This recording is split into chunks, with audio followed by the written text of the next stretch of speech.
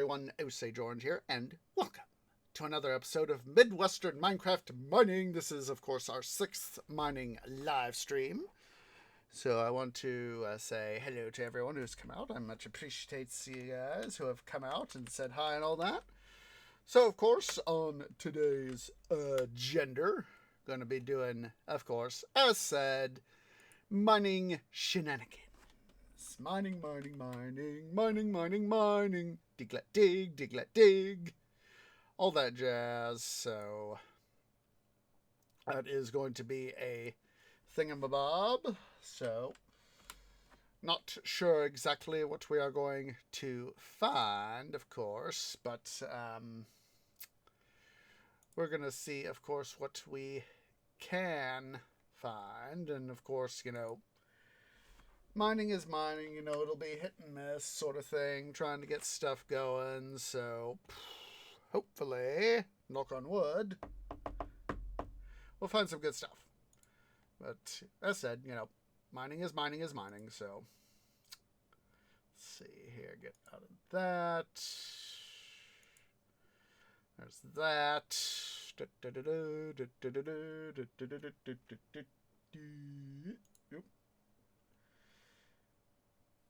Come on, Minecraft, do your stuff. Go ahead and get that going. Alright, so, as said, we are going to, of course, be doing our stuff, so, let's see here. Okay, we will be stuff. Let me make sure my mining boxes are prepared. Wunderbar. Alright. Gonna grab... we don't need extra torches. Duh. 2, 3, 4. Oops. That was double oopsie poopsies. Double oopsie poopsies.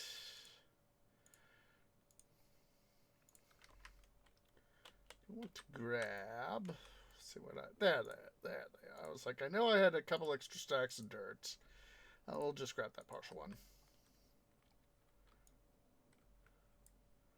Alright, so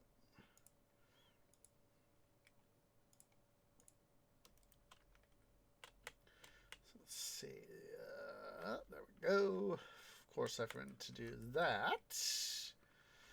Tree done goofed. So, we'll just go ahead here and get started. See, oh, and we have already found some iron. I hear you over wherever you are there, water. And there it is. This is why, of course, we needed the extra dirt. You know, it's one of these little, areas where we've got to worry about water. Let's see here. 3, 4. Yeah. Wait.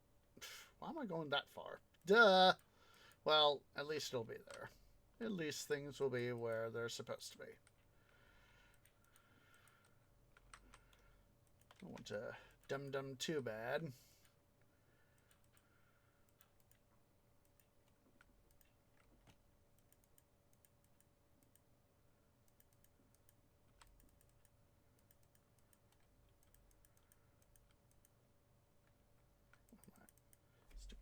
Headset. Managed to nudge it just right and not hearing stuff the way I should. And it was like, wow.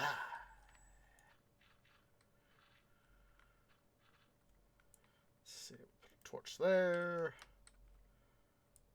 Torch will go there.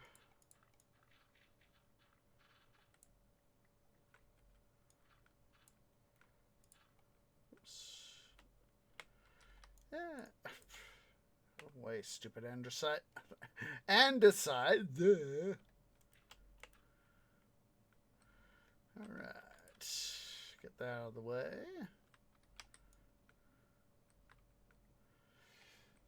So,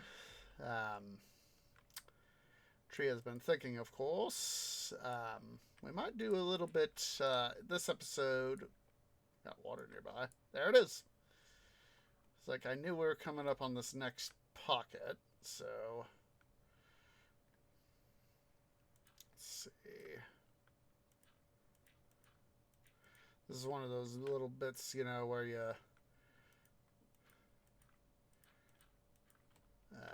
start to have to worry about one little thing and can slowly transition over. So let's quickly put up a torch right there to provide myself a little more illumination.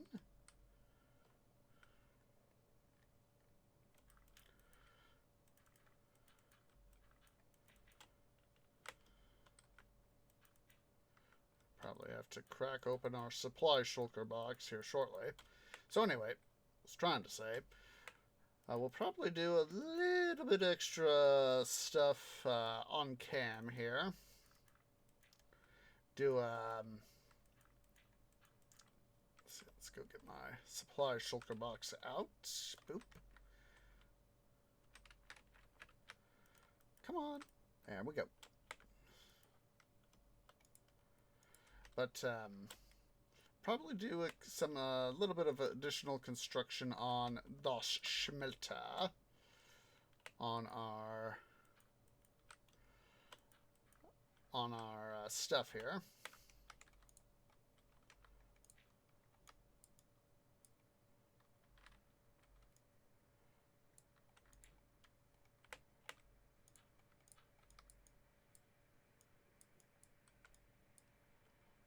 So, not sure exactly when we'll get to that, but it's my hope we'll be able to do it at some point.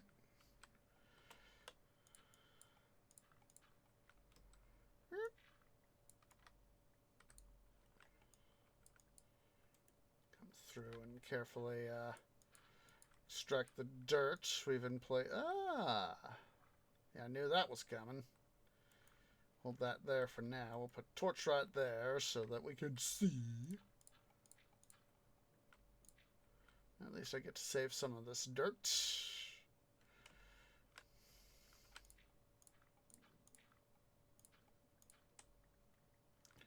There we go.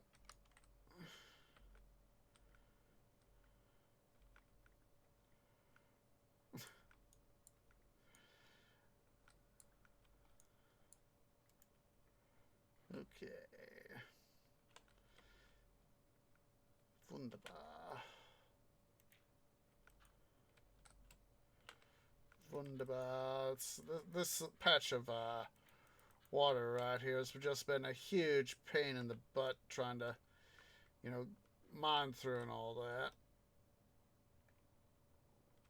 Of course, you know, it keeps just going on and on and on. And it's like, why? Why?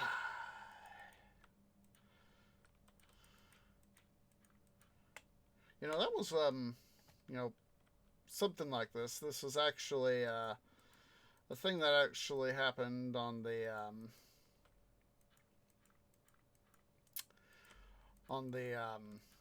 mine tour I got to go on for the, Georgetown Loop. They had, was the Lebanon and, God, what was the other one? Lebanon and something other mine that you could go through and quite literally explore, be able, you know, to go through a guided tour of the actual silver mines. And throughout these mines, there were actually, because, you know, the mines have long been abandoned, you actually got to see, you know, parts of where the miners had extracted the ore, and you could see where they had essentially, you know, but those areas that had been previously filled with ore and ore-bearing rock were now flooded. And actually had some means of draining the mine out, even though obviously, as said, the mine's no longer in operations, but they still have to, excuse me, excuse me, just a second.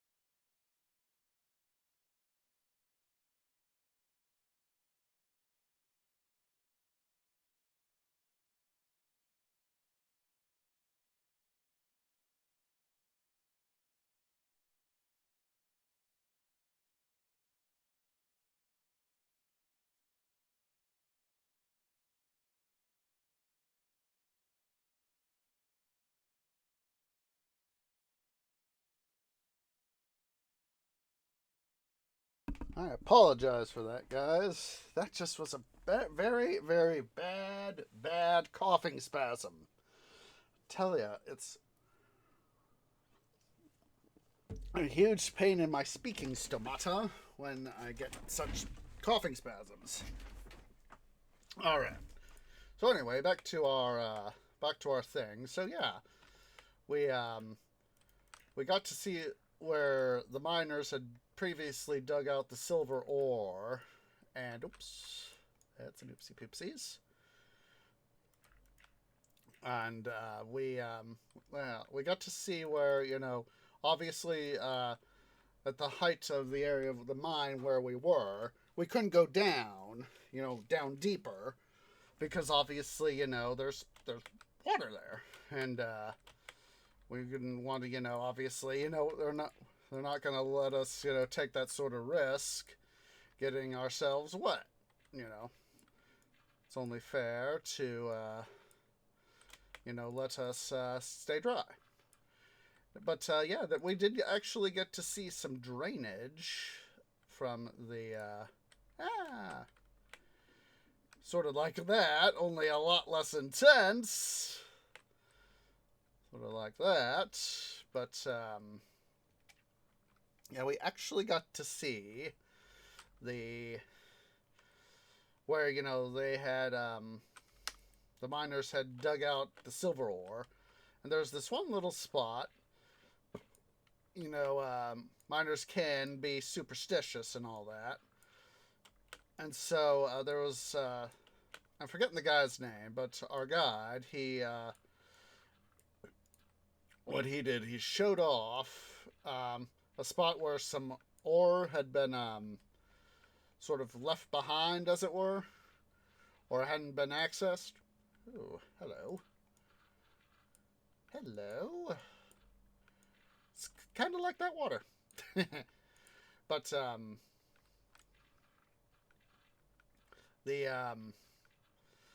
there was still some ore in the ground, and the way that silver in its own way kind of rusts like iron does. And that was apparently how one of the ways that the miners were able to, speaking of iron, gimme. Any more? Yes, there's more. And water. Hello, water. going to have to deal with you later. But, yeah, that was, oh, hello. Hello, indeedy. Alright. Just wanted to make sure before I started filling stuff in randomly where I needed to put dirt. But yeah, the miners called the staining of the silver coming out of the rock, they called that dragon's blood. That they were, you know, stealing the silver from the dragon. And that they were obviously able to use the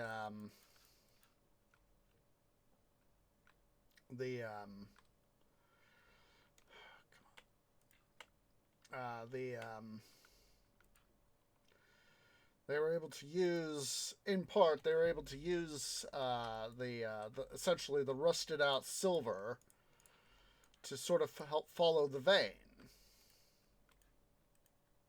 And that is part of how they were able to keep mining. And that I never knew. Honestly, I never knew that. I knew that some metals, and of course the most famous of which is iron, rusts out. You know, that is why, you know, iron, when it rusts, is this rust red.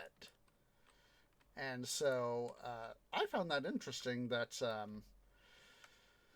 the miner, they may not, even though they did have some geological experts help them, you know, that either led the mines or were associated with the silver mines, they were actually able to use, even, you know, Joe Miner would essentially be able to take a look, see at the silver, you know, the bleeding out silver, and say, hey, there's silver somewhere nearby.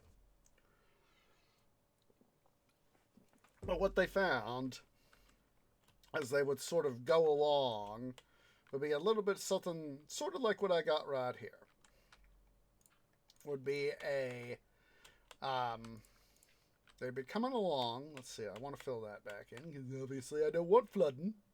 Don't need flooding right now. But, you know, the miners, they would sort of dig along, and when they found a cross seam of silver, they would say, okay, here's silver. This is what we're here for. They would follow both, you know, in this case, for these particular mines, they would be going left and right. You know, they'd be going ahead, and if this cutout area were to represent, you know, where the silver was, you know, they'd follow, you know, left, right, up, down. And of course they would use equipment, pumps and all that to help them get the stuff down, and then, you know, they would continue mining on until we hit the next one. Go left, right, up, down. That sort of thing. And I was like, that was so freaking cool to see that, you know, these guys could recognize, even though they may not have understood all of it, of how the mechanics worked, that they were able to, you know, use that to their advantage to be able to essentially get what they needed for the silver ore. Of course, back at the time that the mines in Georgetown were active was when the U.S. was on both the gold and silver standards. And it was in the 1890s that we went solely on the gold standard. And so silver mines like the let me get you guys before I totally brain fart, let me get you guys the link to the Georgetown Loop site, Georgetown Railroad. Georgetown Loop. There we go. Georgetown Loop Railroad. All right. There is the link to their website. Oh, that's interesting.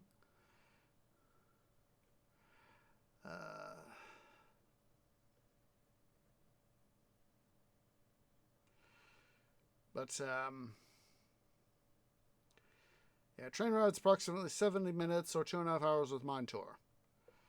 And let's see, mine tours and panning So it's I know it's the Lebanon, and I'm forgetting the other one.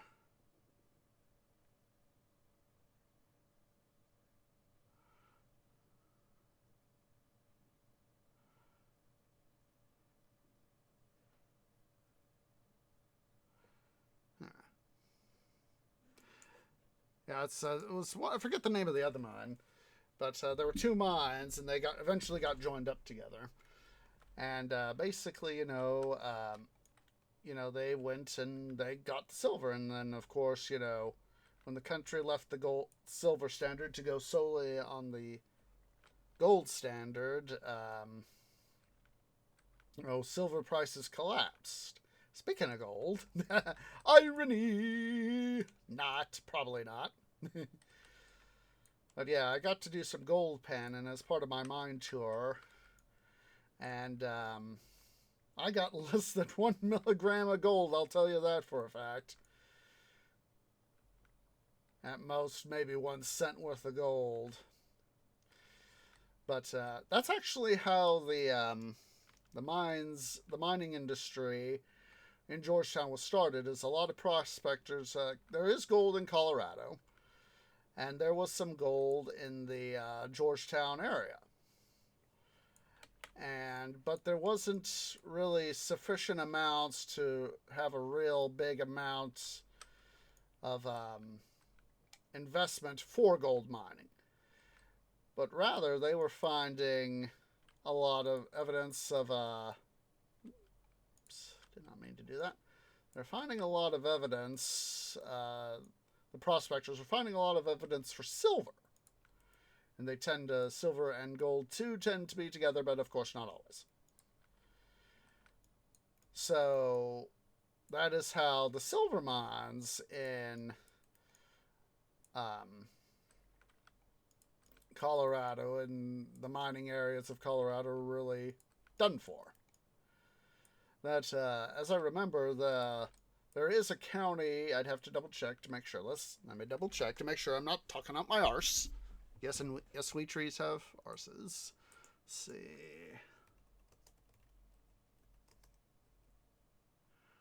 Yes, there is La Plata County in Colorado. And plata in Spanish means silver. I don't remember what the... let's see. And it's... AU is gold, and Argentine, I think. No, wait, is that Argentum. That was it. Don't want to say Argentine.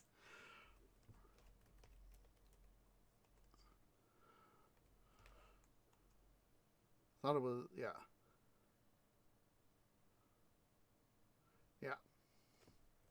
Argentum, Latin Argentum. I don't know. I was thinking Argentine. But, it's Argentum. It's silver. And La Plata is, of course, Spanish for silver. A little translation is the silver. Because, of course, Romance language got to have its descriptors and all that. So... it's if you've ever taken courses in any of the Romance languages, Spanish, Portuguese, Italian, French, there are, of course, you gotta have, some of the descriptors to denote whether a subject matter is either masculine or feminine or neutral. 4, 5, 6, 7, 8, 9, 10, 11, 12.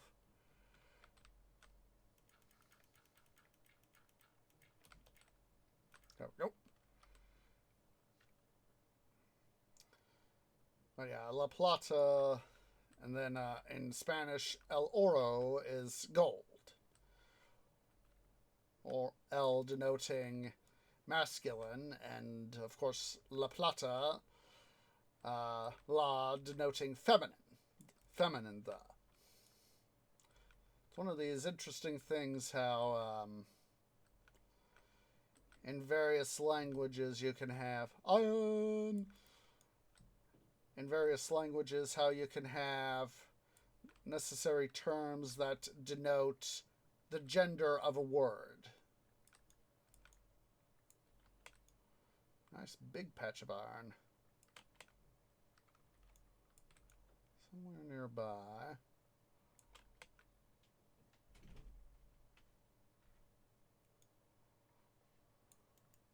Ah!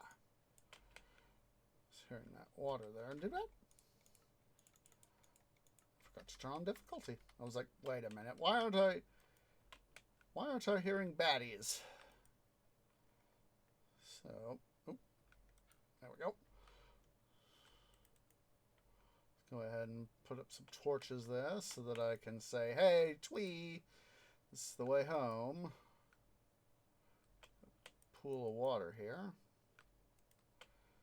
Torch down there so I remember where I need to go. Got another, what's it area here? I hear a Zambit nearby. Ah! God, creeper! Ah, creeper go boom. Creeper go boom. Well, that allows me to come and get this iron. And of course, he inevitably exposed some more. Come to daddy.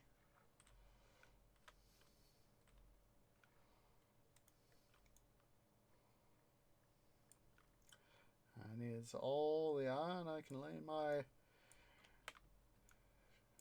leaves on. Also get that redstone right there.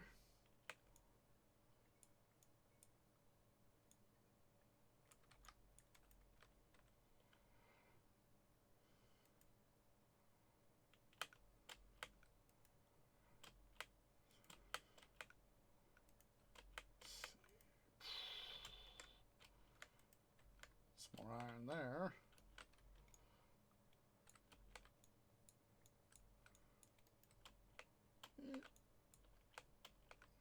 Ah! Creeper's gonna creep. The lush cavern here. There's obviously we found. Oh, I just heard a wub wub. Where the wub wub? I hear you, wub wub.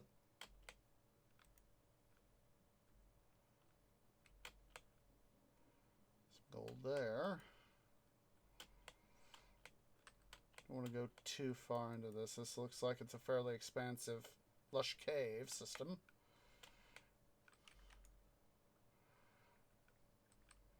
That's one of the... I have a love-hate relationship with caving.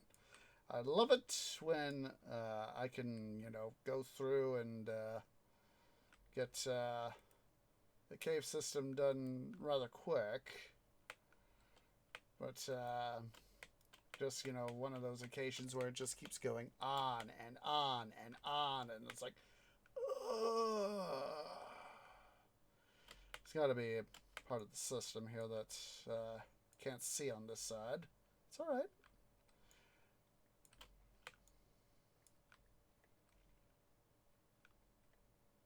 Let's see here. Got some more redstone.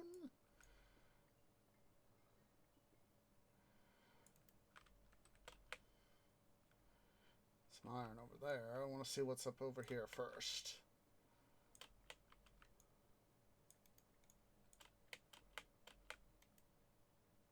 Iron. Oh, come on.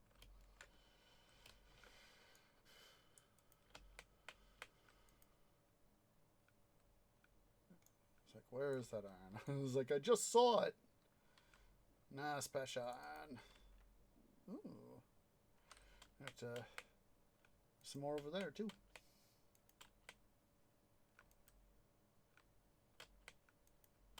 Well, don't have to worry about coming up here to explore. Because we, of course, inevitably explored our way up here.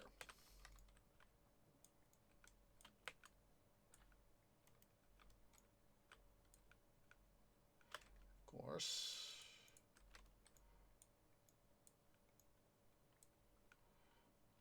Cu is, of course, for copper. I forget what the Latin name for copper is off the top of my head.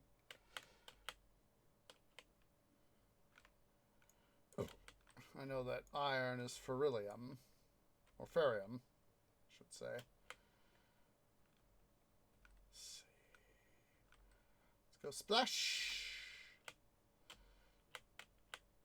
Figured I'd take the somewhat safer way of going in the water. Water is life, water is love. Ah, this is probably where I heard the Zambit in the Enderman. Or as I like to say, the wub wub. Iron. Let's see.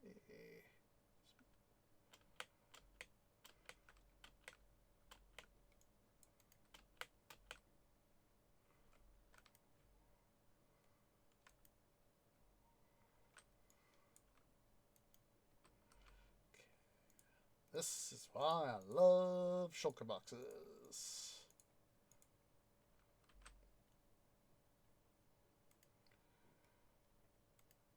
Let's go ahead. Oh, come on. Let's go ahead and make our deposits of our various things. Grab some more torches. Boom. Wait there. Tree done goofed. You put the wrong frickin' stuff in the wrong frickin' shulker box. Department of Duh.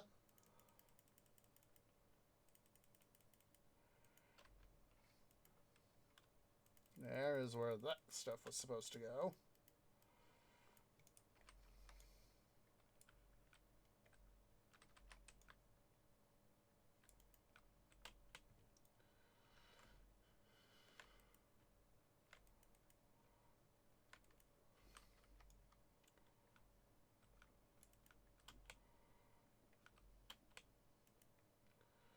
Seriously, where'd the Zambit and the Wub Wub go? Here, a spooter.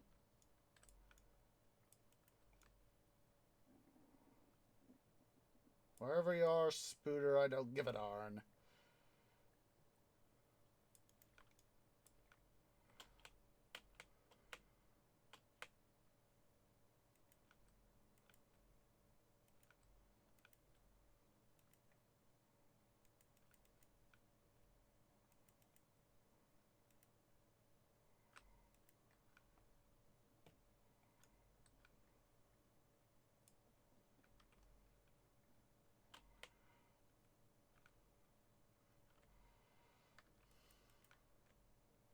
Torches up in here so that reduce the likelihood of mob spawning.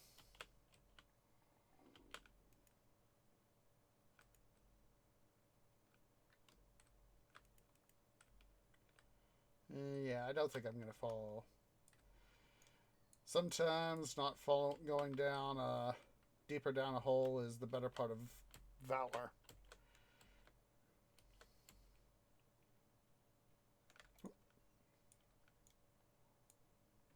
Double checking to make sure I didn't miss anything there. Well, thanks to friend Creeper at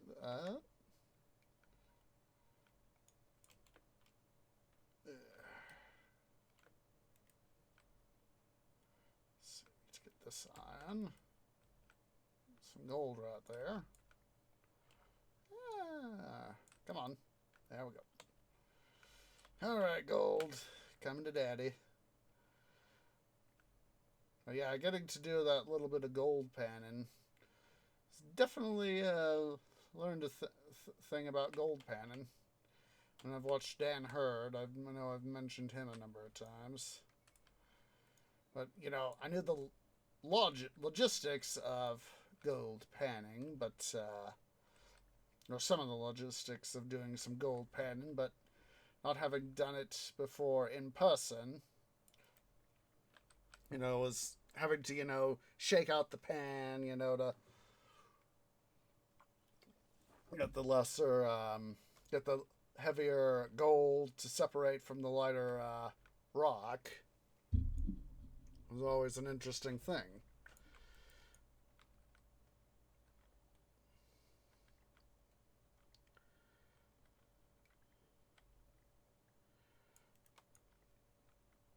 I know that he does a fair amount of mining, gold panning, and it's very much in its own way hit or miss.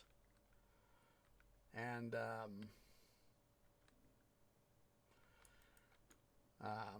one of his more famous videos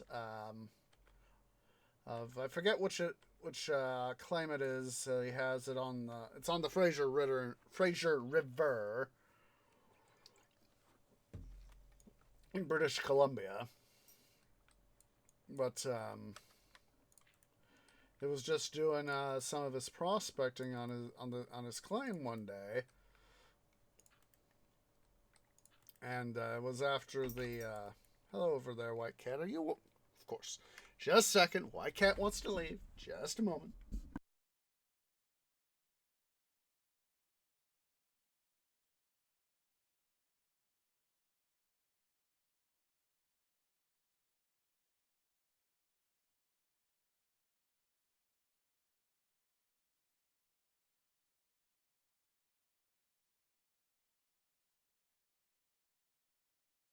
Sorry about that. White Cat, of course, wanting to be the attention needer that he is. Let me out, Tree Daddy! Let me out! I want to go do my kitty stuff! But yeah, it's he'd come back after some winter stuff had happened. Is just starting back up planning for a new season. And he found that he didn't think it, as I recall, he didn't think it was the person that had sold him the claim, his immediate predecessor, but a predecessor, a prospector that was the predecessor, had installed, very much illegally installed, a ground sluice. So basically, and this is of course my understanding, I'm not familiar with British Columbia gold mining and panning regulations, but to my understanding, 3, 4, 5, 6, 8, 9, 10, 11, 12, 13, 14, 15, 16, 17. My understanding is that, based on what Dan Hurd has said, is that the mining ministry prohibits the installation of permanent facilities on the riverbed. So you cannot install a permanent ground sluice. You can, for example, bring with you a sluice system, but you have to have the means of manually or by mobile machinery, a pump, be able to filter out the stuff yourself. You can't have the river do it for you. That's no. And so he contacted the ministry, and he said, hey, I was like, I'm not sure what was going on. I found this ground sluice, and I've taken it out, and all that. And they said, obviously we weren't told, but you did a good deed by removing it. So you're all good. So that was a nice thing for them to allow Dan Hurd to continue to prospect, and him taking it out. He was allowed to keep the gold, and I think he was able to sell it and all that. All right. See some glow squid over there.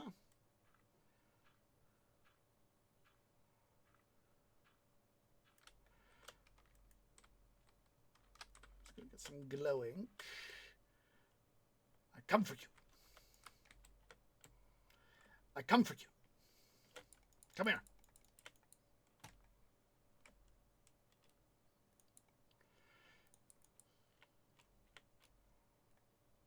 Yeah.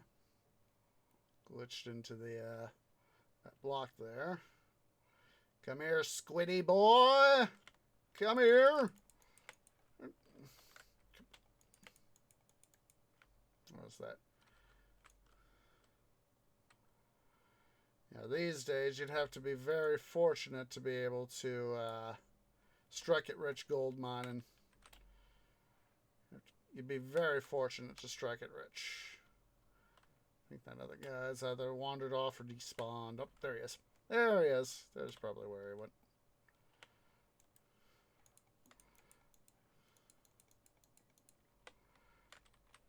How much? Not a whole lot, but at least I got some glow ink.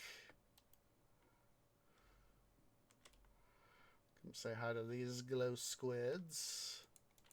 Come here. Come here. Come here. Stop swimming away, son.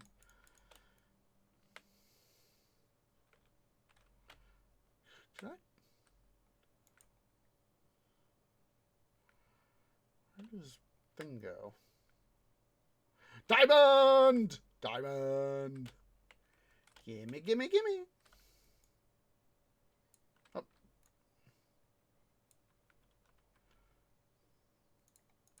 Ah. Hate when I do that. Trying to toss stuff out, and I clicked out over my my chat bot. Squiddy, squiddy, squid, come here. Might actually go to the deep mines and do some mining there too.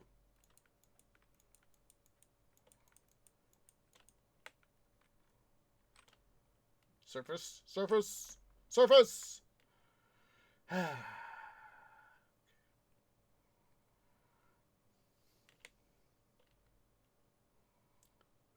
See where the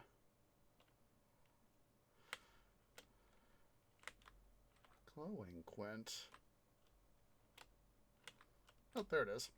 There it is. Got it. Got myself my ink. My glow ink. There, tree. Don't want to go splat down there. Come on. Oh, duh. There's some rock right there.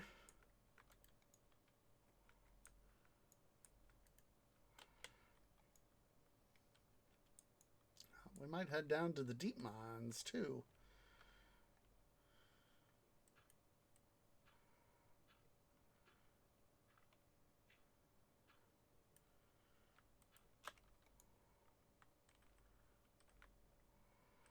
Of course, I'm a little bit more interested in trying to get the iron I need.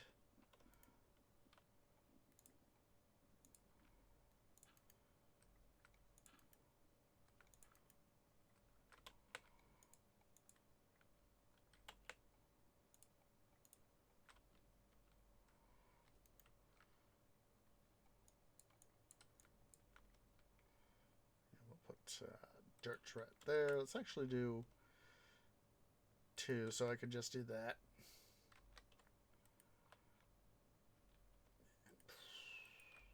It's nice to get 3 diamonds. It's so interesting now that since 119 dropped, to literally have to, you know, of course, you know, all the pre 119, you know, you could be down at block 12 and go mining, get diamonds and iron. But now, literally gotta do split mining. Basically, you know, if I want more diamonds, you know, unless I want to have to do trading with local villagers or wandering traders, you know, I literally gotta do a deep mine. And we have got I was wondering, I heard the burble of lava. It's that lava right there. I thought we were coming up 3, 4, 5, 6, 7, 8. Just seeing if there might have been a little bit more iron. Oh well. But yeah, I heard that burble of that lava over yonder, and I was like, oh boy, am I going to get rained on by lava? Nope. At least not right now.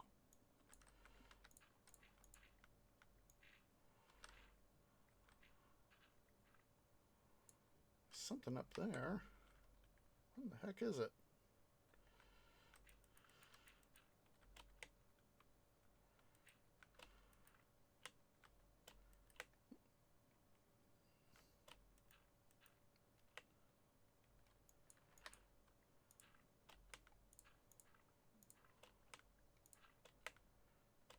Oh, I've already been up here. Except I forgot to get that iron. So let's go ahead here and we'll snag it.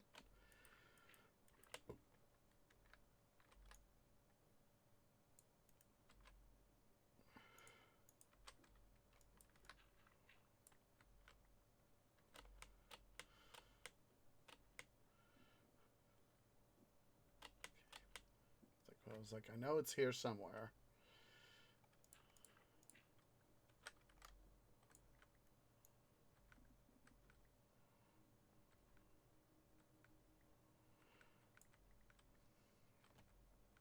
Yeah, it's very interesting thing to have gone through. A couple to have gotten to go into an formerly active mine and see, get to learn some of the history of mining. That's why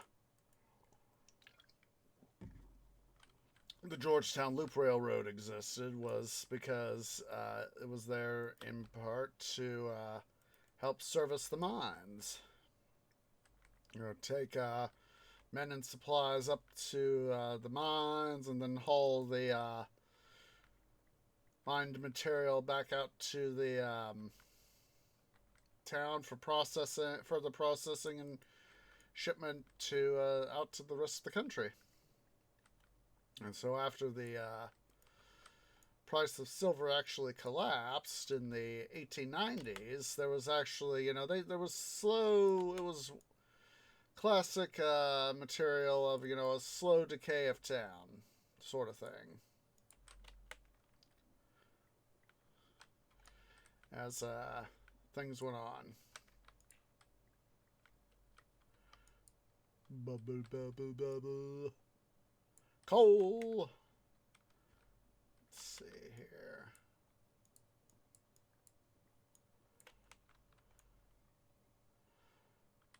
But eventually the townsfolk came to realize that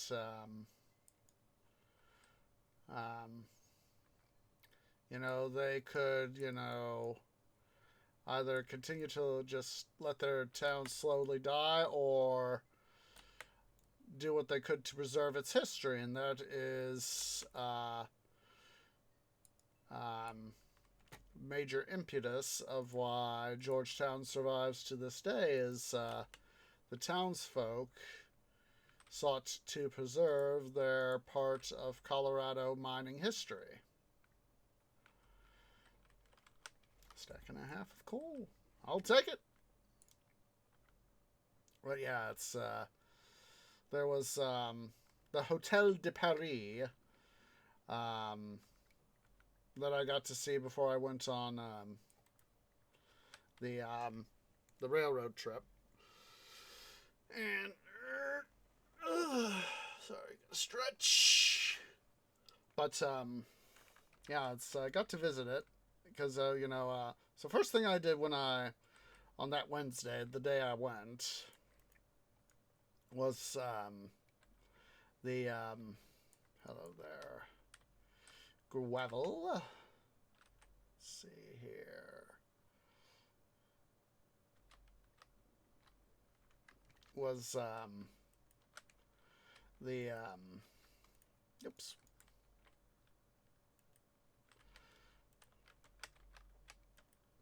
Was the so I left my hotel. It was like my brain was just starting to stutter there for a second. It was going, yeah. But I left my hotel about, I made sure to get up at 8 because I knew I'd have to transit out to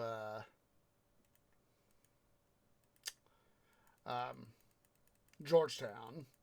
That's what I did, of course. And transited out. And first thing I did was right off the interstate at the Georgetown exit was the visitor center. Of course, with them trying to preserve town and all that. And they've got to have some sort of visitor center. So that is what I did was literally, I was like, oh, visitor center. Perfect. Oops, of course, I forgot. Torches.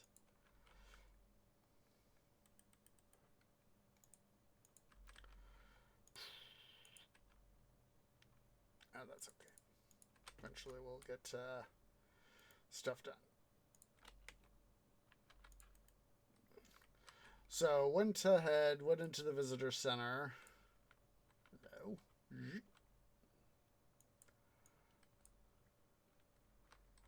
And did some looking around. Got 9. So 1, 2, 3, 4, 5, 8, 9. Got a couple things for tree parents and tree bro.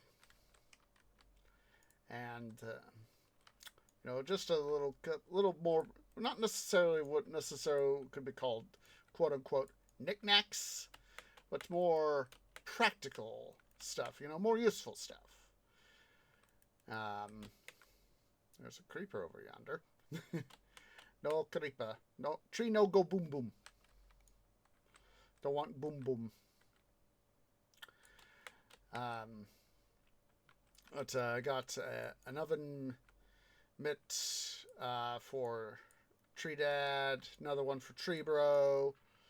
I mean, the Tree Bro doesn't do as much cooking as he wishes he could, but he does do some, and I thought, for those occasions where, is if he's cooking something or putting something in the oven and he needs an oven mitt, get him a little oven mitt.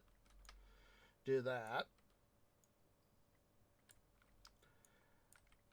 That was for Tree Mom. Actually, it was Tree Mom and Tree Bro. Then for Tree Dad, I actually got a wine stopper. Because sometimes we'll be able to have some wine. And, for a holiday, we'll get together and have a holiday thing, but we won't drink the whole bottle. And so I thought, he'll be able to plug the bottle. That way, it won't go, the wine won't go sour or won't become, won't lose its features. And I figured that would be, it's a small little, it's more knick-knack-ish, but it's more practical. Could also probably use it. You said there's also a couple other things I could probably use this for too. And I was like, well, you see, that's what I was thinking too, is, not just for the wine bottles, but to potentially something else. And so I spoke to the attendant, the shop attendant. It was there. I've got train Georgetown Loop at 1 tour that I'm doing. Is there anything in town that I can go take a look-see at and just wander around and suggestions. And he said, yeah, it's here's a map, and you can get down from the visitor center. If you can just go straight down this way and take a right, you'll get down to the loop this way, and then if you go left, you'll go into more of the historic district. And so anyway, I got to looking at the map, and I was like, and I'd seen they had this DVD running with some of the history of Georgetown, and one of the things they had was the Hotel de Paris. I forget the guy's name, but I know he was from France, and he was known as, the townsfolk of Georgetown called him the Mysterious Frenchman. And so he, excuse me. he, uh, he had some trouble. Started prospecting in the area, but soon found it was better to run a hotel, essentially run a hotel business. Oh, hello. Better to run a hotel business than to try his luck at prospecting, which he didn't have too much luck in. So,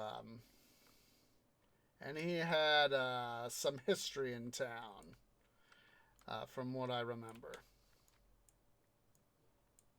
And so there's this whole rigmarole with his stuff, and he offered very high service. It's the French are said, and it is justifiably so, is that they are well known for their food and for their service in the food industry. So, and of course, our protagonist, he ran his business, for long enough. He earned a reputation as a very, he might have essentially been out in the boonies, but he ran a very good business, and there were a lot of famous people of the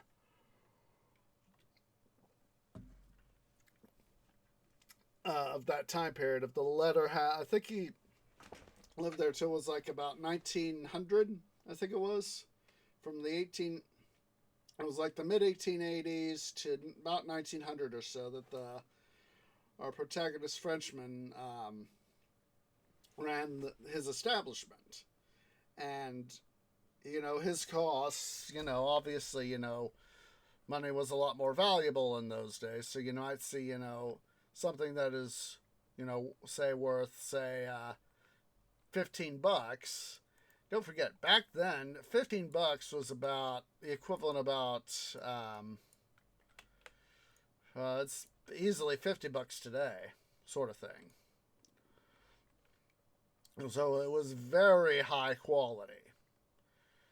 But he was also able to, get some, get some stuff from the ocean, like scallops and oysters and all that. But he also was able to strike a deal with, local business owners and all that to be able to purchase their material, purchase local meat, local produce, but was able to, give it, his own flair to help it along with, give it his own little French flair and, present it, with high quality standards.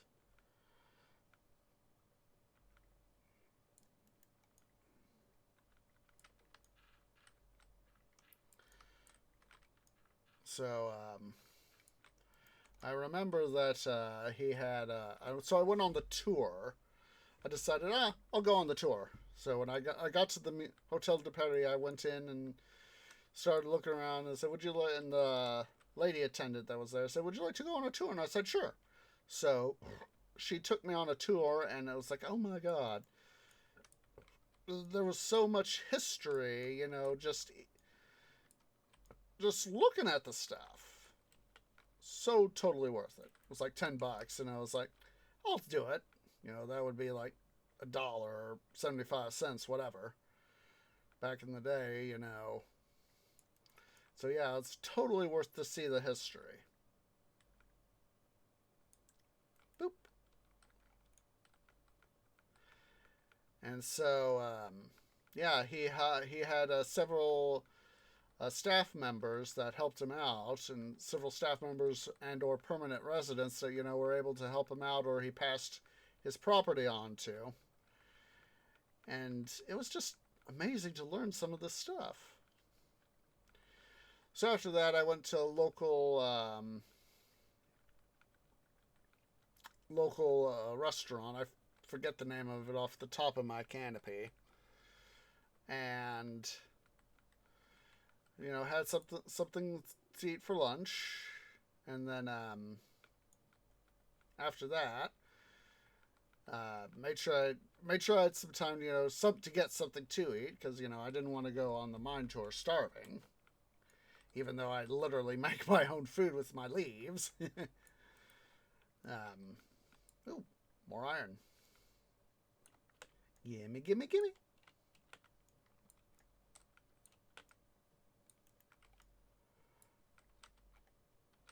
Very successful run so far. Not sure how much iron we got, but I know we've got a decent chunk.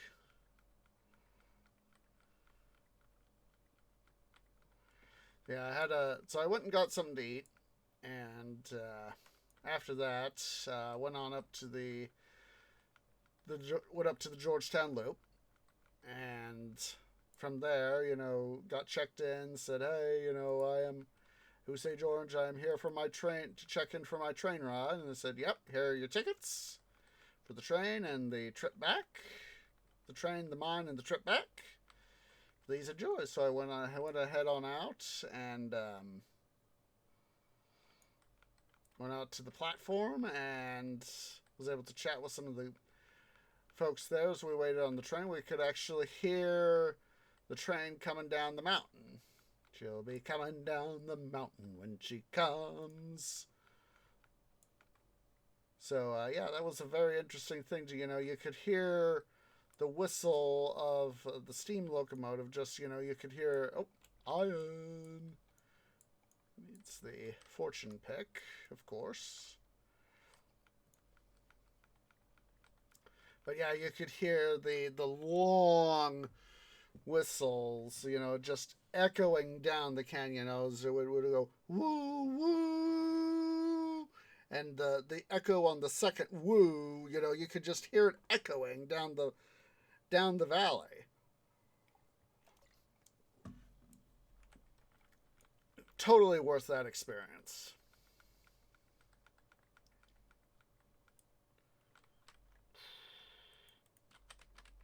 Put that back there. Gosh darn, it's got me thinking now about Century of Steam. God, that came out, a year ago. Or just about a year ago now. Or at least the announcement trailer came out about a year ago now. Oh, hello. Iron! Iron I missed.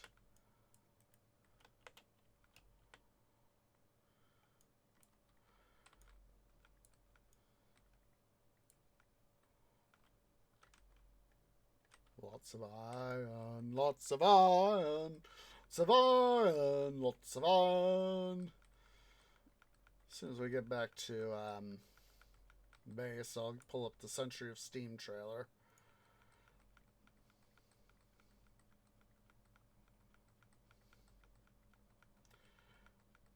It was actually back at the start of the year, one of the other YouTubers I follow, Gamer Zach, he did a thing where it's like train games coming out sometime in 2024. And so I made sure I went and said, hey, Zach, I'd like to put a train game on your radar. It's called Century of Steam. Copper. That's all.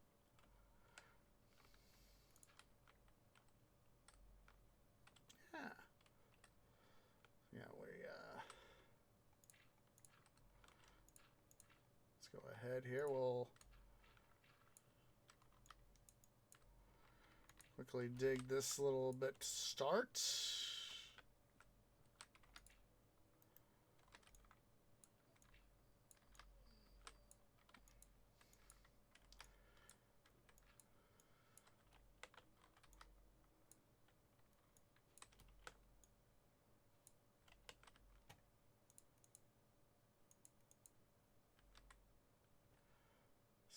Here we need to make a deposit of stuff so that we can get all this stuff out. 1, 2, 3, 4.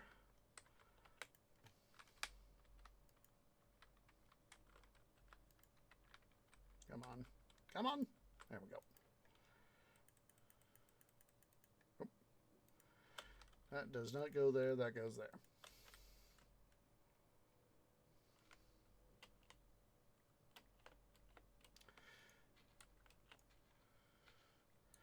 But there was recently somebody replied to, my comments with what I would kind of call questionable, conversation sort of stuff. And, obviously I'm going to leave it alone, let Zach decide whether I'll block a copper. Let Zach decide whether or not he wants the comments removed or not.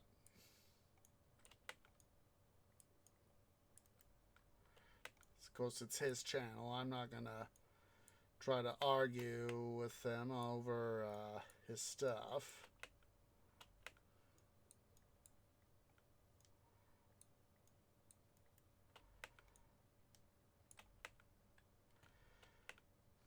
You know what people, it's his, let him manage his stuff. There we go.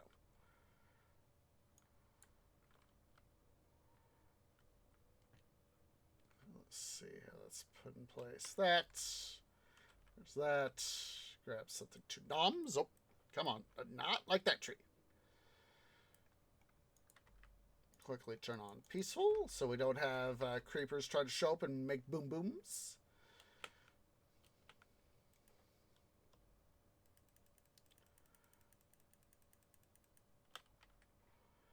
I wanted to quick while I'm thinking about it.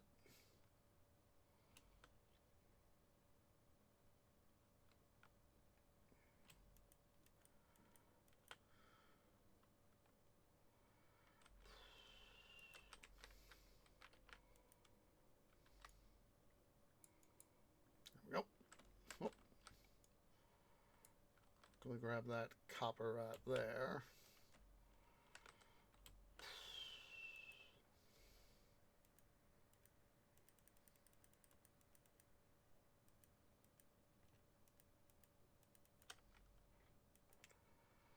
See here. Boom.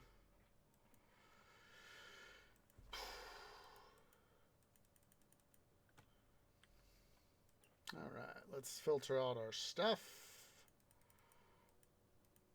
Oops, don't want the metal. Want to save the metal. Get out the dirt.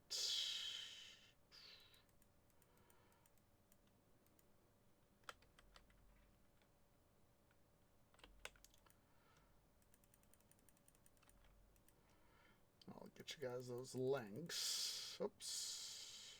You stay in there. You stay there.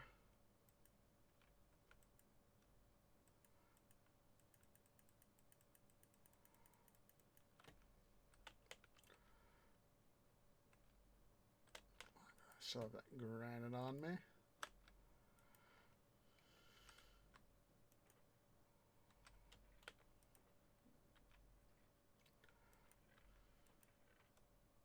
Check that dirt right there.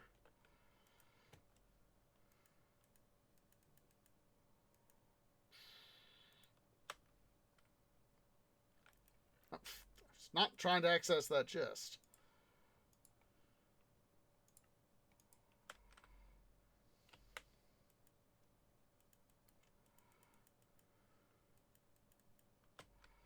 All right.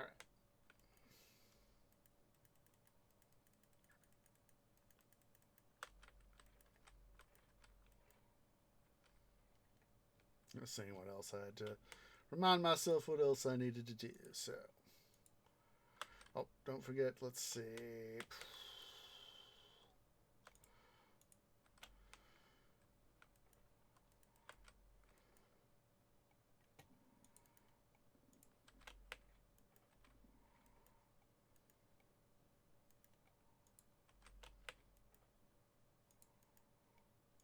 There we go. Can now make sure to compact all these bad boys down.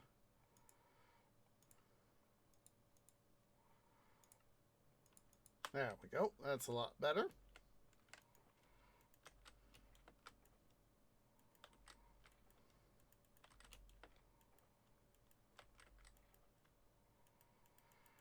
All right, let me get you guys those couple links before I totally forget.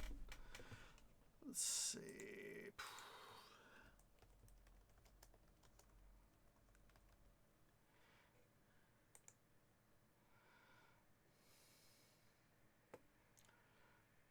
That's 11 months ago. Let's see. Oh, 1 week, 51 weeks ago. 51 weeks ago. It was released on the July 28th of last year. So there's the link to Century of Steam.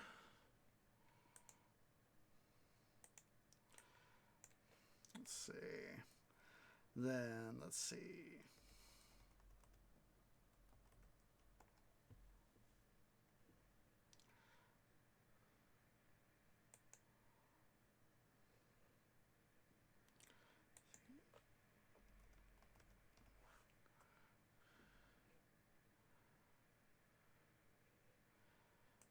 I believe this should be it right here.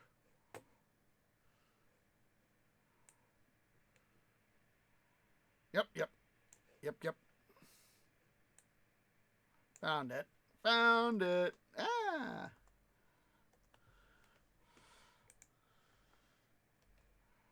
It was released 5 months ago. So let me get you guys the link for that one. There's the Gamer Zach video. And yeah, just look for my YouTube handle and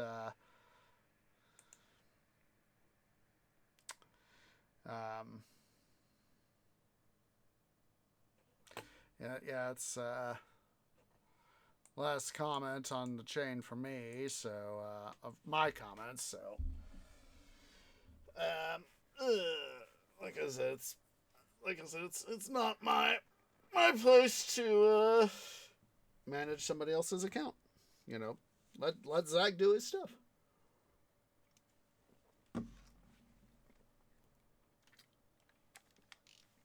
But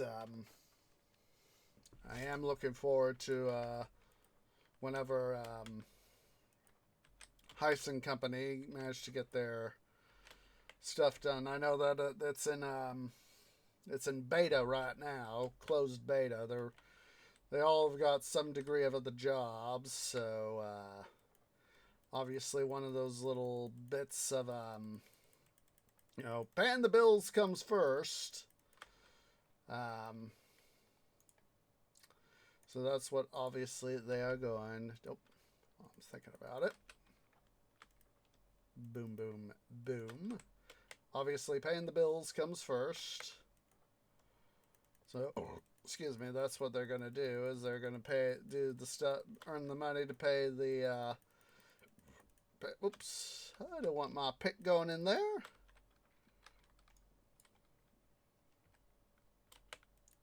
Got to get the money to pay the bills, so do that first, sort of thing, you know.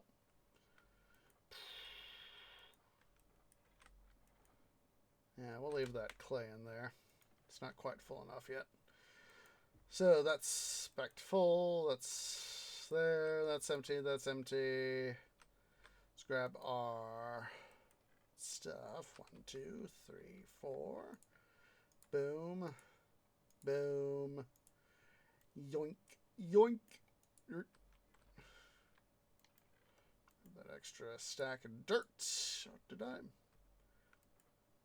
Just making sure I was completely full on my dirt. I want to anti-derp. Let's go ahead here. Go back to hard mode. Oh, come on.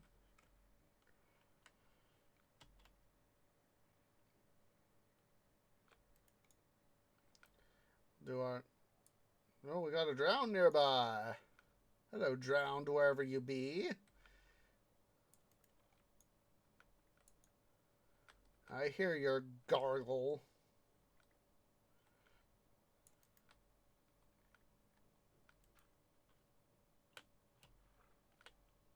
There you are. Hello.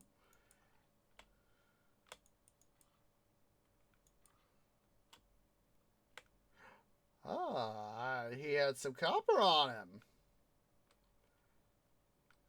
Hello, copper.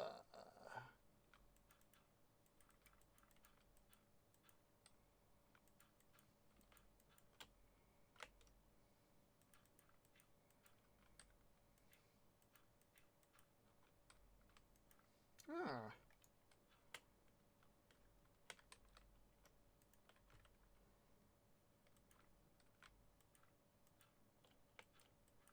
That water sound effect sounds like some sort of distorted concert, you know, when you're hearing a concert from afar, you know? Quickly. Don't want to drown.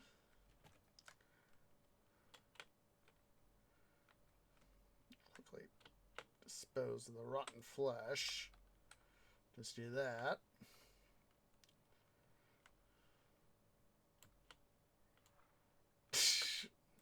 Yeah.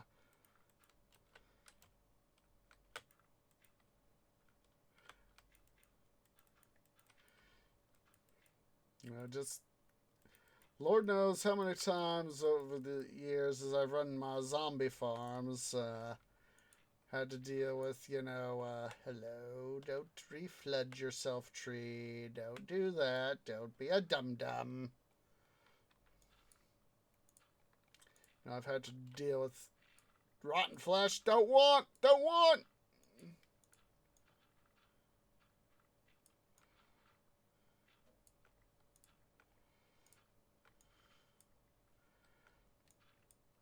And more or less these days, whenever I get around to, you know, building a zombie farm, it's just, you know, literally set up a dropper and with a redstone comparator, you know, redstone comparator, torch, repeater, you know, set up a repeating circuit, you know, where it'll dispose of all the rotten flesh and into a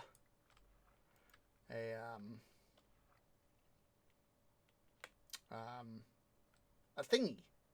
A thingy. Lava source. There we go. I was like, what's the word I am looking for? I know it's a thing. I know there's a term for it. Lava source. Duh. Sort of thing, you know?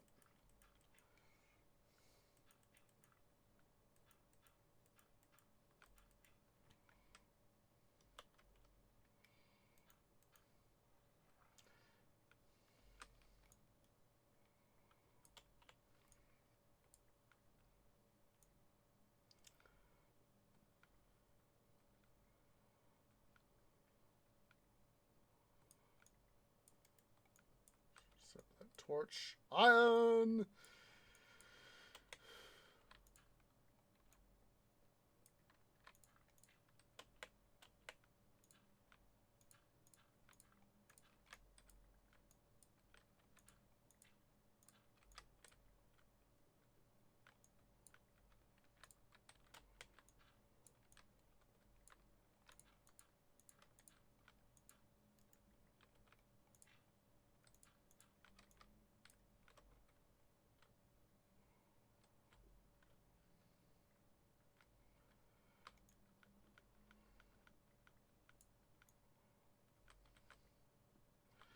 Well, I think after we get this bit here done, you know, when we get out to the... come on. I think after we... oh, hello. Hello! Come to daddy. Tree needs his iron.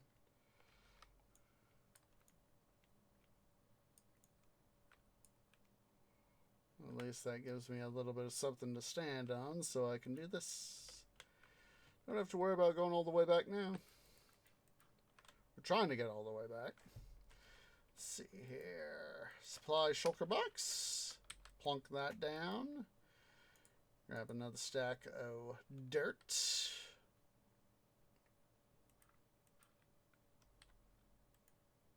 But yeah, definitely want to play Century of Steam on stream.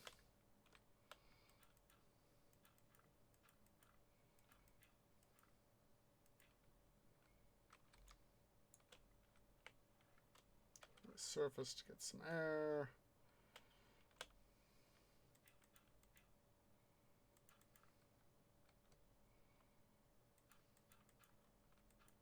Another drown nearby.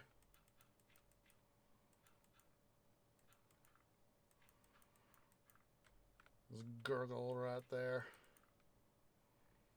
Let's see. Yep. And you. Fortunately, I myself am not drowned yet. Yay!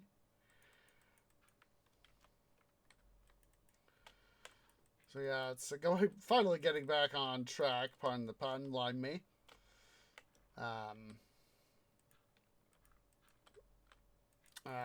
So on the train ride, finally got myself on board.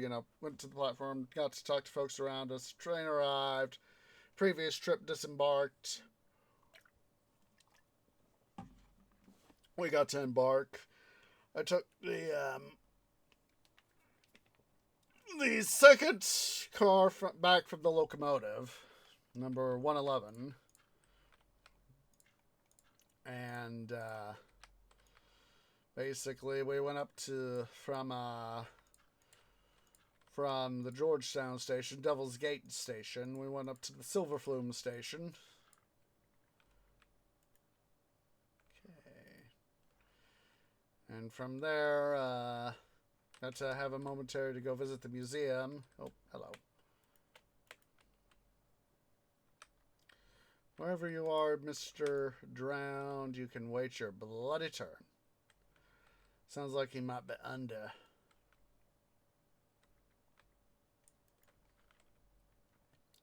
But, yeah, we, then, on the way back down, we stopped at the stop for the mine tour, and that's where I just, dismounted the train, disembarked, because I knew it was like, hey, this thing I want to do, that's what I'm here for, part of what I'm here for.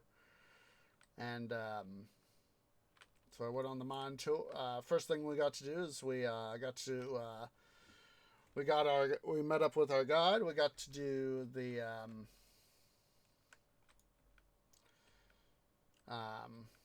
gold panning. Got to learn some about the stuff about the mining caps, and from there we went on up to the mine itself, and we went a look-see around. That's where, of course, that's the bit where I was telling you guys we got to, like when we were here earlier, we literally got to look around. So this is the scene that they got. Here's how they mined it out. Yada yada yada. And I really passed it already? I guess I am.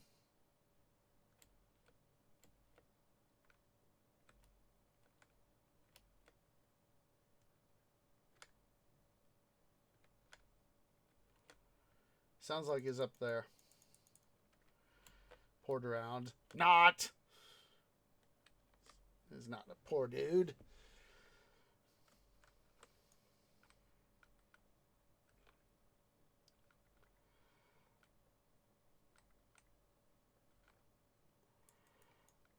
I think we'll head to the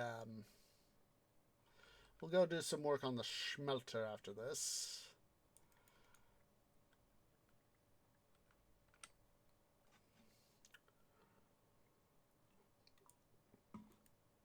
Once we get this side gallery done.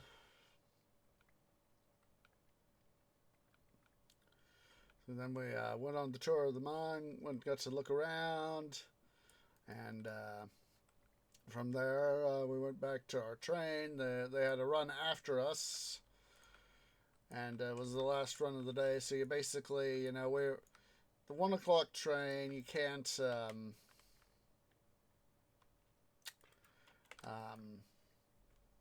with the 1 o'clock train, you can do a mine tour, but for the 3 o'clock train, can't do a mine tour because they'd have to literally wait for the mine tour to get done, and they close up shop at like 4:30, something like that. So basically, they if you caught the 3 o'clock train, you couldn't do a mine tour, and I was like, I want a mine tour, but I also want to look around town, so that's why I made sure to get myself to Georgetown as early as I possibly could, but at the same time, excuse me, oh, more iron, but at the same time, give myself time for the mine tour.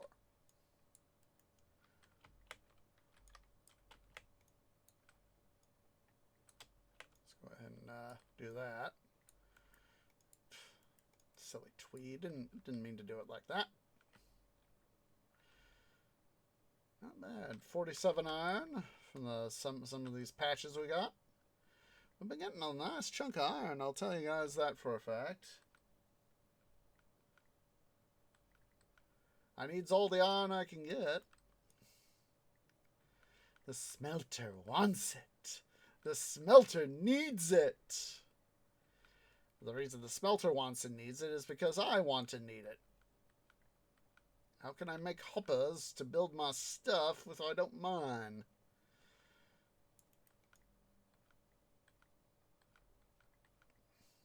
Well, then that was Wednesday, and you know, I went back home, went back to my hotel and all that, and for Thursday's adventures on my vacation last month, I went to first place I went to was the Forney Museum of Transportation. And there I got to see, they had a, oh, hello. Torches. Tree. Be less of a dum-dum.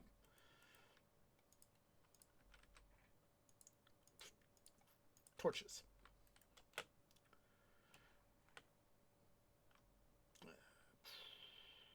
Come on. Stop. There we go. Don't try to use your copper to mine stuff out, Tree. Don't be a dum-dum. There we go. So first thing I did, as said, went to the Forney Museum. Because they have a big boy there, Big Boy 4005. Forget your shulker box. Don't be a dum-dum. And the iron! Needs DOS iron. All the iron. Iron! Got a whole stack of it. Plus some. Stack and a quarter, essentially. So I went to the Forney Museum. Looked a bit around their car collection. First I went through sort of the reception area, which has you know, the little marketing area for all the you know, memorabilia you would want that they offer. They had some views of their collection, and then you could pass into the actual museum area itself, where they have all the they have a rotating collection of cars and other stuff, and most notably, of course, the reason I went, 1, 2, 3, 4. Of course, the reason I went was to see Big Boy 4005, and let me tell you, that was amazing, because you could actually walk into the locomotive, or at least the cab portion. It was gated off the actual cab area, so you couldn't actually go in and like sit in the engineer's seat and touch the controls or anything like that, but you could at least see it. And it's, you know, you couldn't, it's unlike the 4014 where you just can, you know, just look at it. You know, you can physically, as I said, physically get on the locomotive and be able to see what it's like inside the cab. And of course, with the 4014's restoration, the layout of the cab and is going to be a little bit different, because they've had to change it from coal burning to oil burning. And they did test out with 4005, actually. They tested it out for rather unsuccessfully, seeing if they could fire the big boys on oil, fuel oil. And found out with 4005 that the setup they had was not productive, so they switched it back to coal. But obviously, they have Union Pacific has these days managed to figure out, and they obviously use the experience of the 3985, the 844, and their other prior oil burners, they figured out how to really set something up for the big boy to make it actually work. And that is how they actually are having the 4014 actually fire with oil. Heiss has put out a video. There was some fun this past weekend, or recently. It's like within the past week sometime, of 4014 going over Donner Pass. And I've yet to see the video, but I know that one of the other YouTube channels I follow, Toyman Television. Let me get you guys that link.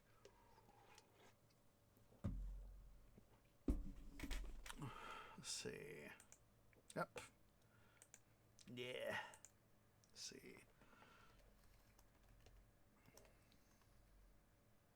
There we go.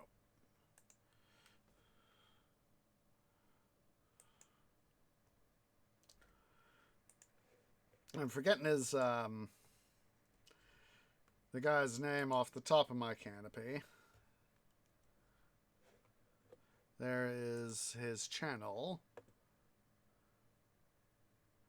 Guys. Huh. It's recommended. Sounds like yeah, it sounds like his website might have been compromised recently.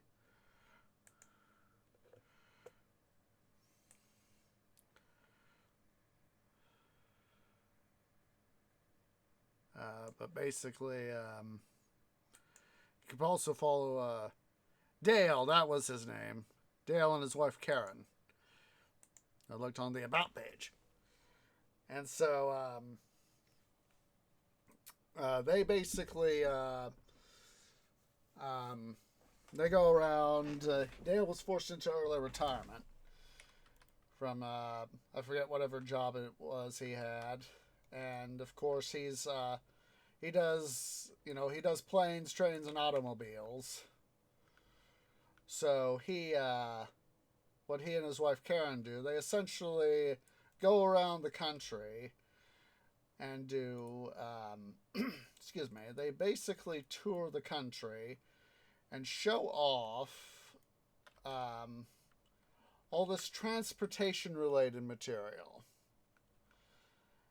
And so I mostly, follow him to get some of his stuff on the big boy. See what's when he's able to meet up with the big boy, or at least get footage of it. 4014, and go from there. See what his experiences are, etc., etc., etc. And there's some coal right there. And iron. Come to Twee Daddy.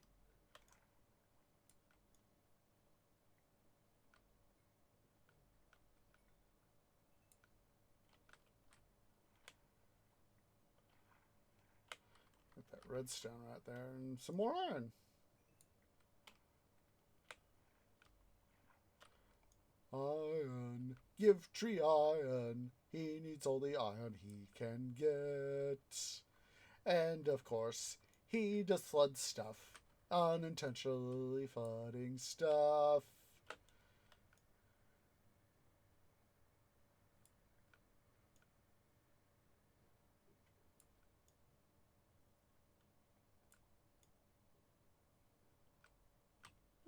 No. We have to go follow the water down. Let's see here. I see you baddies lurking down here. I see you, Zambit. I see ya. Another Zambit, another creeper. You guys just can't wait, can you? Away with ye. Away with ye all. It's the zombie apocalypse!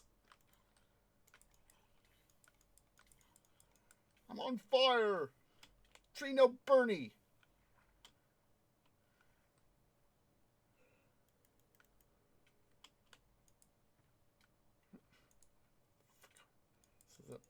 archer. It's a skelly archer.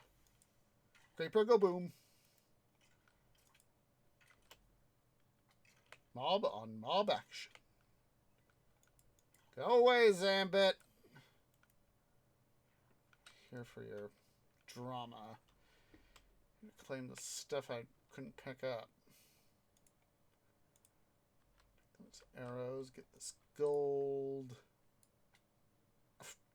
Why am I digging myself into a deeper hole?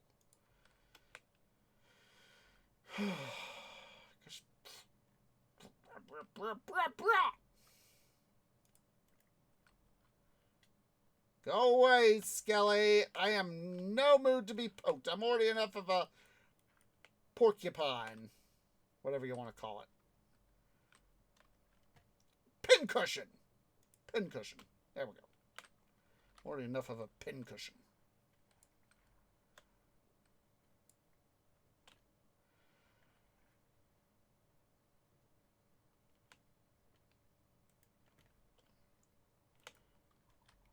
Hello, baby drowned. Formerly baby Zambit.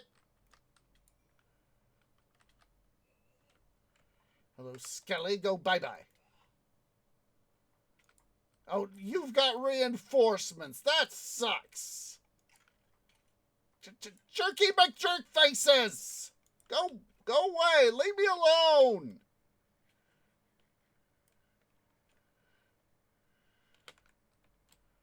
Jerky McJerkfaces.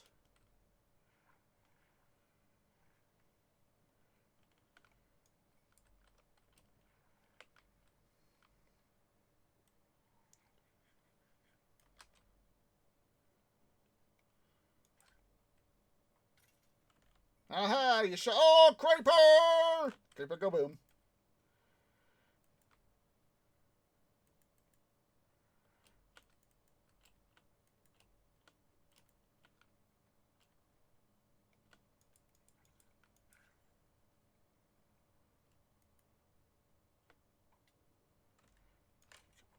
Oh, bye-bye, stupid Skelly.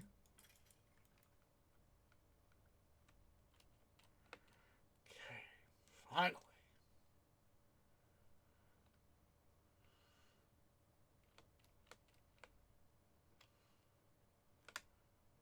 There's a spooter right there. Hello, spooter. Ah, no. No! Tree, go up. Is he floating on?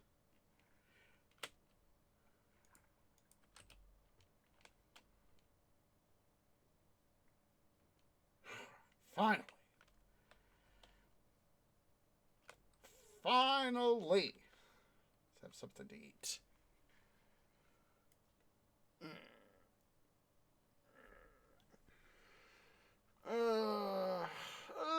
Stretchy, stretchy, stretch.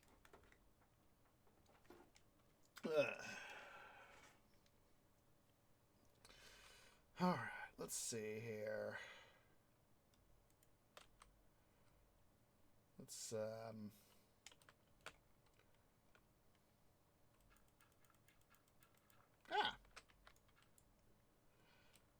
let's see how much of this dirt we can. Why am I putting it in the air? Oh wait, that's the tree was thinking, why is this in the air when it should be in the water? Ah.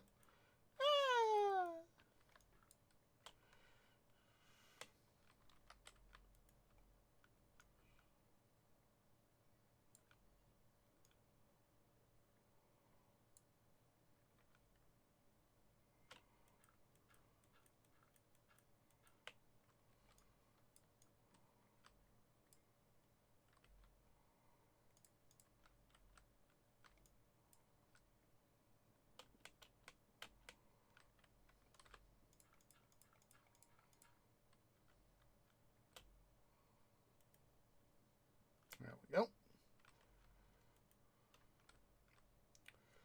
See, one way we can do this is consolidate. Ah.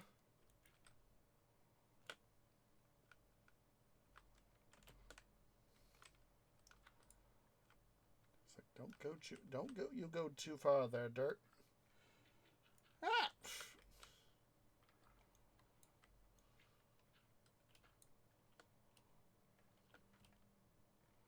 What sort of use I wanted to have out of you there, silly tree. Hurt. There we go. Let's go ahead here. Oops, wrong shulker box. Toss in our cobble into its box.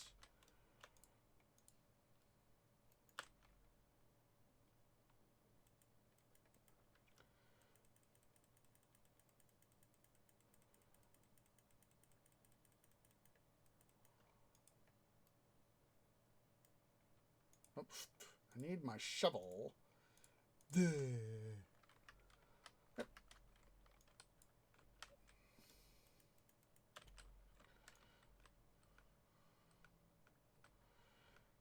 So yeah, going back to our train stuff, we got to see the 4005 at the Forney Museum. Never successfully fired on a well. It was the only big boy to have ever had a big serious crash. It was 1953. I'm forgetting what particular. I think it was sometime in the late summer, early fall of 1953, where the 4005 basically was in its big wreck, and the locomotive was not totally damaged, but it was in some ways significantly damaged. Basically what happened was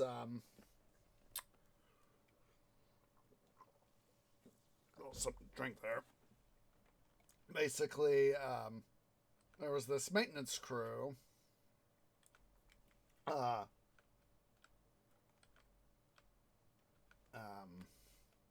They did it. Maintenance of way crew. They were doing some of their stuff, and a sheep herder wanted to take his sheep across the tracks, and so the section foreman knew when there would be trains coming through, and so where the section crew was at a place where they they'd have to where there was a siding. There was a turn on the main, and then come here. For a sec, I thought I missed mine. So anyway, the section foreman knew when trains were going to be coming, so he planned. He took two of his guys to one end of the siding, put them on guard on the switch, took another set of guys to the other end of the siding and put them on the other switch, and that way they could flag down approaching trains and say, "Hey, we got some folks, we got some sheep crossing the tracks. Don't want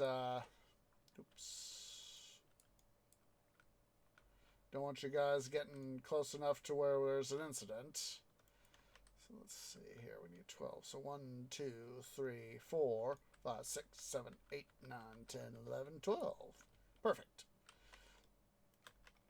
But that is, of course, exactly what happened. Was one of the at the switch the 4005 was approaching, one of the guys that was there threw the switch before the crew of the 4005 could properly stop their train.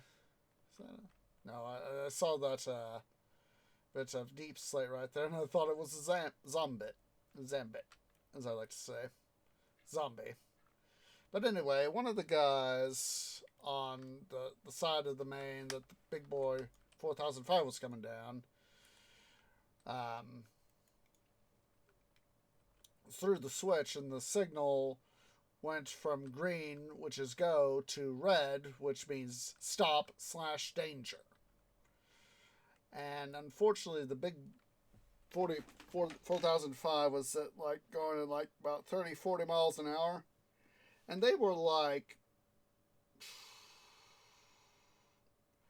about a half mile, about 6/10 of a kilometer, 600 meters away from the switch when the signal went red. And so you've got heavy train moving at speed. You're not going to stop in half mile, 600 meters, however long the distance was. There's no way. So basically, because the big boy going down, it was the siding was to the right. So basically, it was going to go boop, to the right into the siding, and because of course the train was moving at speed, big pileup of stuff. So basically, the locomotive fell onto its left-hand side. Its right-hand side. Pardon me, right-hand side. I was getting my stuff all mixed up, and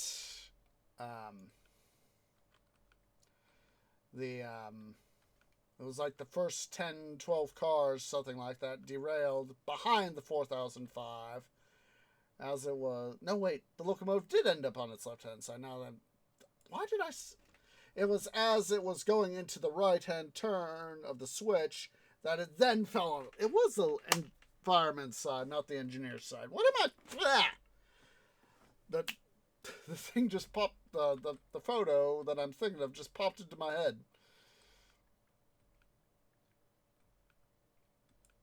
And so what happened was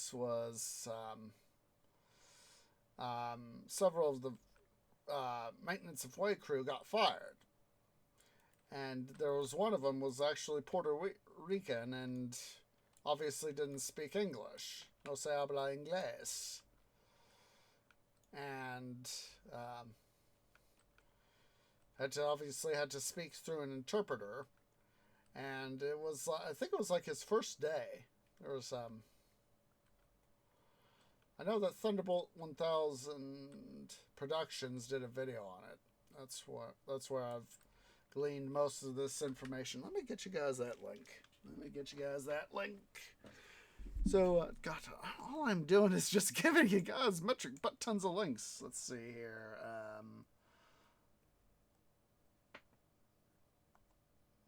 Let's see here.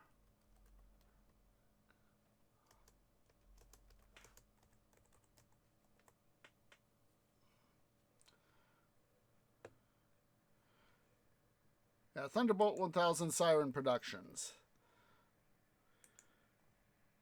Yeah, the locomotive in this particular instance, you can see it literally on its left-hand side. Boop. There it is. There's the thing. But yeah, the pretty it was the 4005. Obviously, if it had been totaled, they probably would have found, even if it had been more severely damaged, they probably would have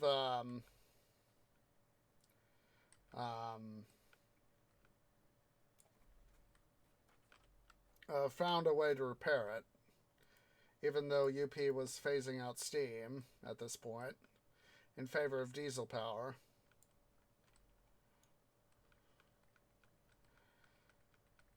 And so what happened was basically, these couple guys got fired. You don't throw a switch in front of a moving train. That is how that sort of accident happens, is that it is a big, big no-no. You don't want, it's... I don't remember the cost off the top of my canopy of how much it cost to build the big boys back in the day, but I know it's several $100,000, which I think is these days the equivalent of several million. One of the mythos is that the big boy was the largest, most powerful steam locomotive ever built. It was not. There were locomotives that were more powerful and or longer and or heavier. Heist did a video on that. But the big boy was the largest engine on the Union Pacific system. Specifically for the UP line, it was the largest in their roster. The largest, the heaviest, the most powerful. The other two biggest contenders of note, and there were obviously some others as well, but the two other real big locomotives that helped develop the big boy, or helped inspire the big boy, were the 3900 series Challengers of various names. There was the light Challengers and then the heavy Challengers. Some of the Challengers got renumbered to the 37 and 3800 series. And then there's the 9000 class, the 412-2. Basically, Challenger had a very similar wheel arrangement in total wheels. The Challenger wheel arrangement is a 4-6-6-4. Basically, 4 lead wheels, 2 sets of 6 drivers, then another 4 wheels under the cap. Whereas the 9000s or 412-2. So basically, 4 lead wheels, 12 drive wheels, then 2 wheels under the firebox. Let's see here. Torches.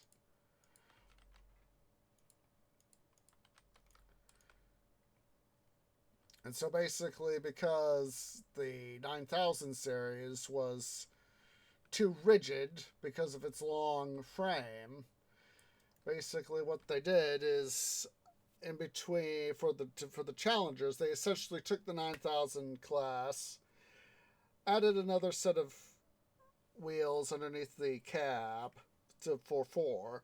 Then in between the third and fourth axles of the drivers, they essentially split the locomotive in half, and each set of drivers was driven by its own set of cylinders. And there are simple articulateds, basically. That means that instead of using the earlier sorts of locomotives that had 4 cylinders were usually this also applied to 3 cylinders like the 9000 themselves, there was a center cylinder in between the 2 outer cylinders. There are compounds. Basically, they use the steam twice. In the case of the 9000s, it went through the live steam went first to the outside cylinders, then it went to the center cylinder in between the outside cylinder, used that steam twice, and then it went through the smokestack, or the funnel. And whereas the big boys and the Challengers used live steam through all 4 cylinders at once, at the same time, simultaneously.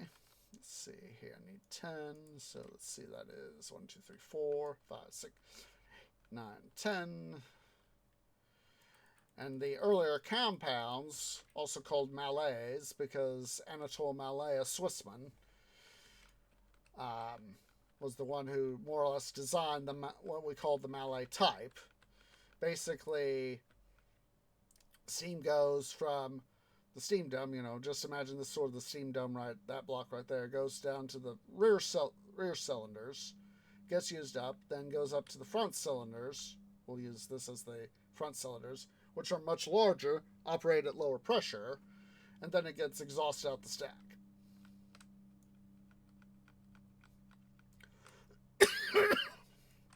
Excuse me. And so, using a simple expansion, one-time expansion, is freed up the ability for the for the Challengers and subsequently the big boys to operate at higher speeds.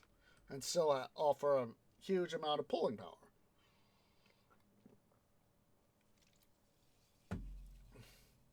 Ice has this video where he discusses this sort of material where oh geez, we need to take a break.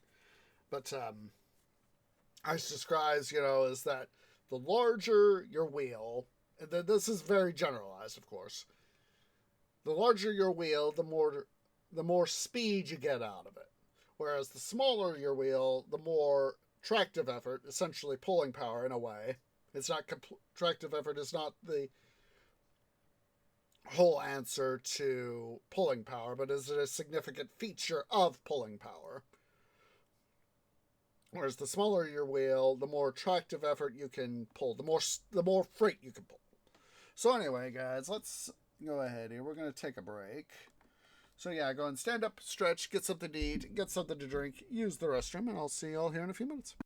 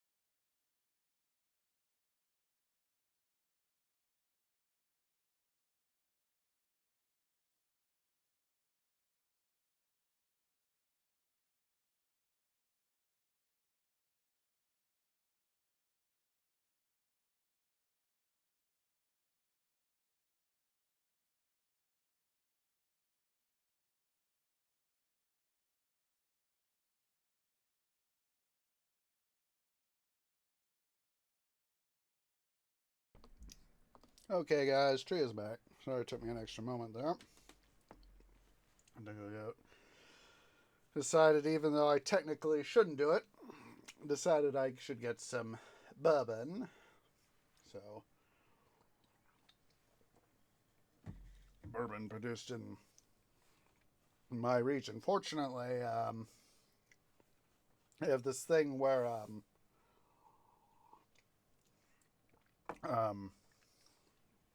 found it on, God, what was that trip?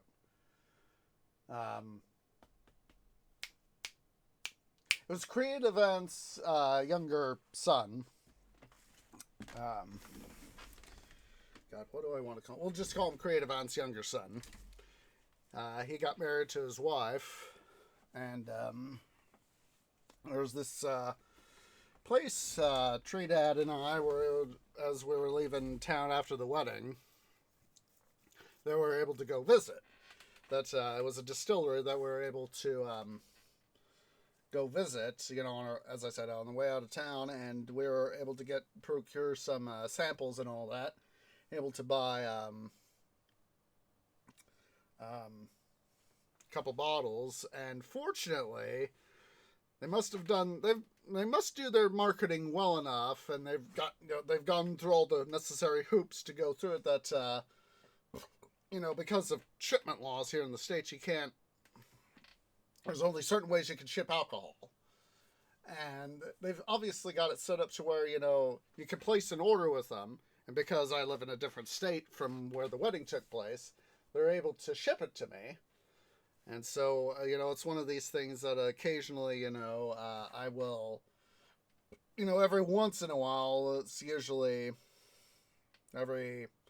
at best, every like 5-6 months, about half a year or so, that I'll order from this place. And so I decided I haven't had some of this bourbon whiskey in a while, so I'll go ahead and have some of that. So that's what I got. Alright, so let's see here. We are on our way back. Like, why don't I hear myself? I was like, oh, you turned down your volume, that's why. Duh.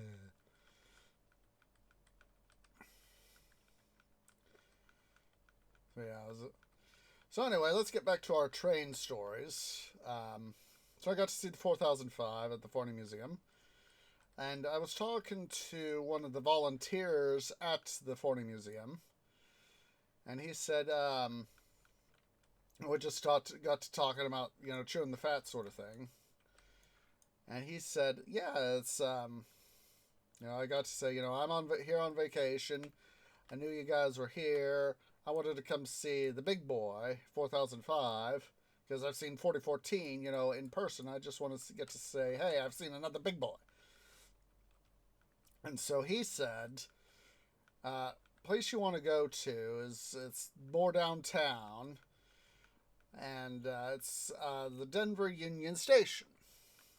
And they're currently doing some remodeling there, but you can check it out.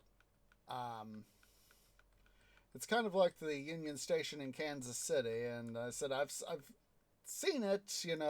Got a friend who lives there, and we didn't get to go inside during the U2 trip because he was showing us around elsewhere, so we didn't get to go inside. Me and my roommates at the time, but you should go check it out. And I was like, I think I will. And it was so after touring some of the Forney Museum more, I just went poked around.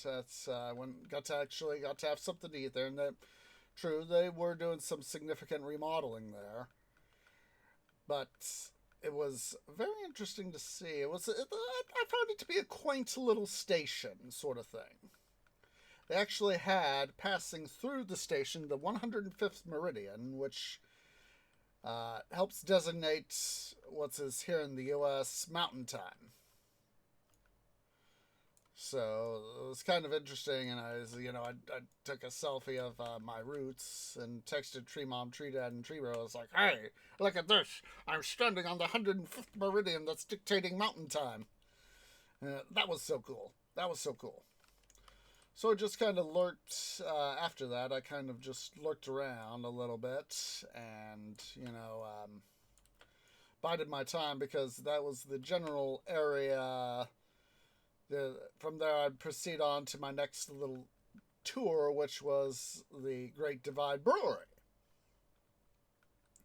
And they produce, of course, beer. And so what happened was, once I got myself to the point where I was like, see, what time is it? Oh, yes, it's go time. Time to go start meandering over. So got to went to the car, got in, drove myself over, had to go through this whole rigmarole because a lot of places especially, am I full? I'm full. I'm full. Because a lot of places in downtown Denver charge, for parking spaces, whether it be a parking lot or a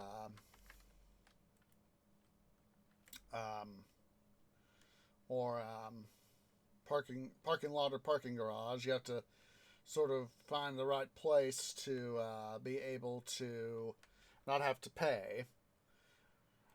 That's the sort of thing that I had to do. I had to weasel my way around, figure out how in the heck am I going to pay this. Where am I going to park, and can I park in a place that preferably doesn't have to pay? That's when I went down to the Denver station. That's what I had to do is Denver Union Station. I had to park in a parking garage, and so it wasn't convenient, especially given the fact, I had to essentially, because by the time I finally found a spot to do my stuff, to go visit the station, I was like on this I think it was a 7th-story parking garage. I was like on the 6th level. That I finally was able to find a spot and didn't feel, because of course it was a rental, because the car I wanted to take had needed some major overhaul. And I was like, no, I'm not going to take a vehicle that needs overhaul. Didn't want to, someone tearing around a corner and, damaging the rental. So yeah, I finally got up to like the 6th floor and I was like, ugh, sort of thing, So anyway, going back up and down, and that was a huge pain in the butt. So finally, had to talk to some of the guys there that were at the bar at the Great Divide. Let's see, that is okay. So yes, we do need to go to here. And so it was like, is there, I had to go park, and I explained where I parked. It was like, they were like, yeah, it's our neighboring business. You may want to see if you can't figure out if you can't potentially, park here on the street where you don't have to worry about paying, or, figure something out. I was like, yeah, that's what I checked. And so it took me a few more moments to get where I was ultimately parked, and even then it was just a huge pain in the butt to even park where I'd parked in the first place.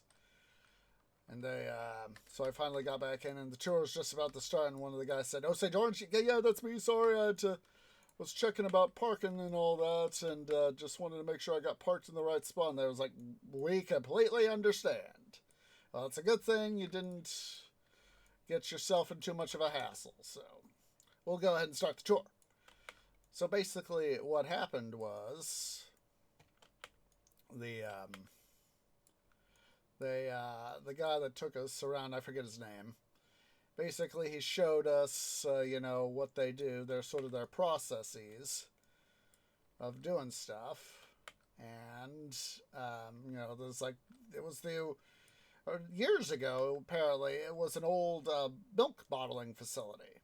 That unfortunately, they had to, the milk bottling facility had to unfortunately close up shop. But the guy who founded Great Divide saw it as an opportunity, so he started up his stuff, and that's where they make a lot of their beers. Actually, I think it's where they make all the beers. And so they are just, literally at times just chugging out beer after beer after beer and all that jazz. All right. So let's go ahead here.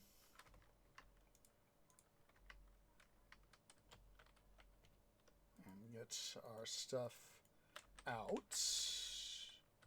Boop. Boop. Come on. Boop. And boop.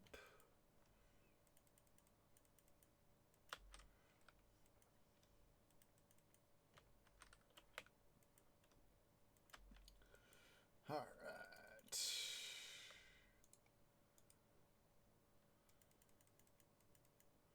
Let's get these guys sorted out of the way. Get our main pick back. Let's see, need to put in some more. Ah! There we go. Ah! Boom, boom. Torches are up. We'll pull in the clay with us when we head back to the smelter.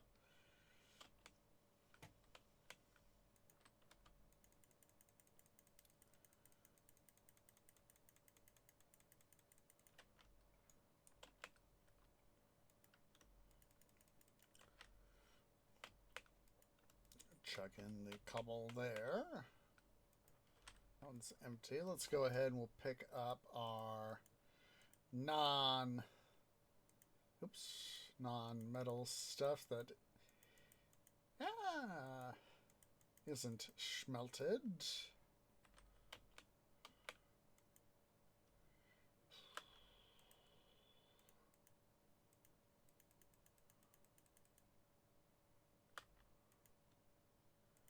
Pick up those guys.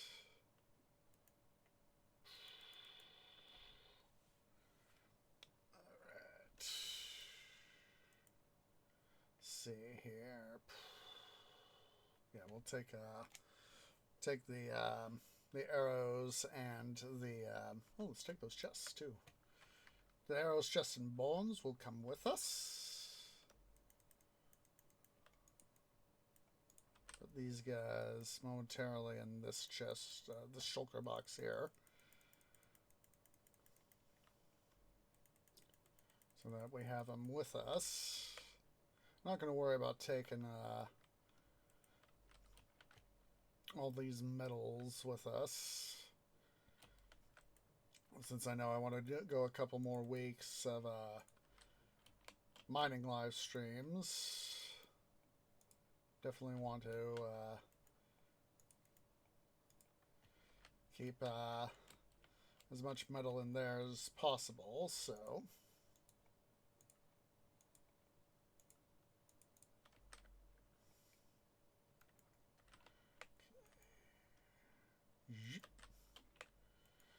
We're going to literally be getting plenty of metal.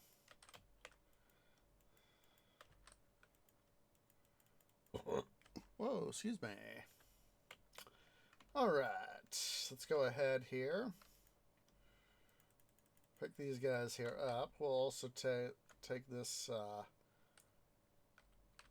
take several of these unused shulkers that I've got more or less on standby with us. Oh. Let's see. 1, 2. Flip those two around. All right, let's go do some work on the smelter, shall we? Figured, you know, I'll still have some time over the next couple weeks to do some more mining, to do that sort of thing. So anyway, back to our adventure at Great Divide. So yeah, we got to take a look, see at their facility, raw materials, how they do their stuff. You know, they obviously, you know, they can't describe every single little thing, because obviously they don't want, you know, people taking their ideas, but they at least described, you know, the general process of, you know, how they put the stuff together, etc., etc., etc. Let's see here. Oh, we need to fix our pick, our main mining pick, so we should be able to... I know I've used up some of the these guys.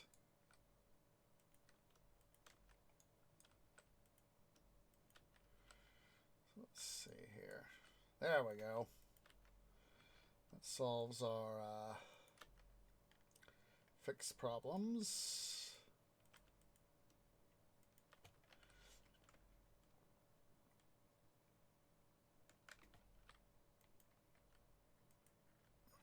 Okay. I have to go downstairs at some point and check things out, so...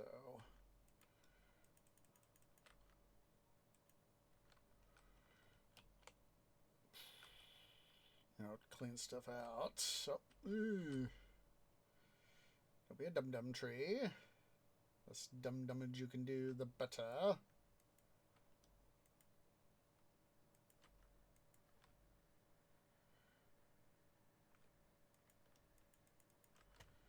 Alright. Let's head back downstairs.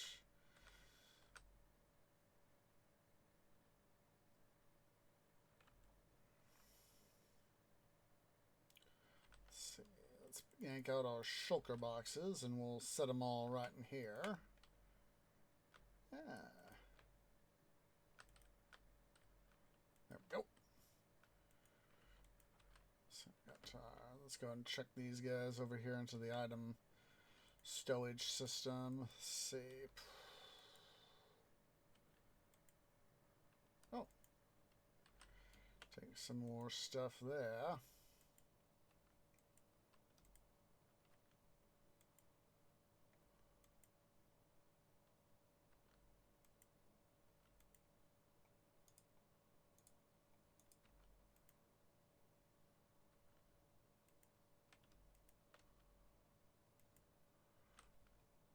Just seeing where, if anywhere, where some bones and arrows are, and we'll just toss them into these guys right here. Boom. Boom. That way they can just go into the system. Alright. Let's see, is it nighttime? Let's go ahead and grab this bed. I can always reposition it later. Alright, so let's see. We got a metric. We don't have a metric but ton of hoppers here, but we do have a substantial amount. 4 1/4 stacks. So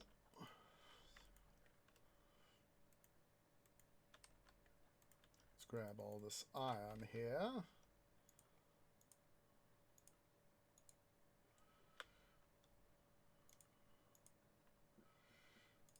Grab those. Craft them into chests.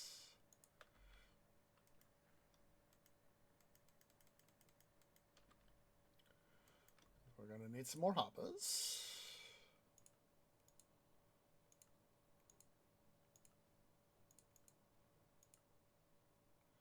That'll work. That will work. Alright, so some hoppers here.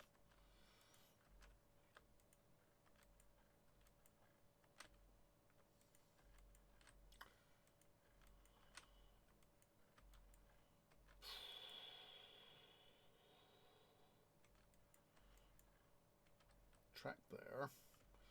Let's wander over here to the item sorter.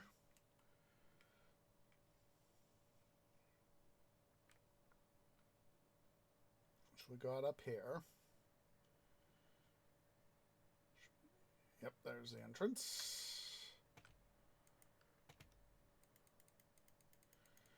Need to grab some of the stone brick.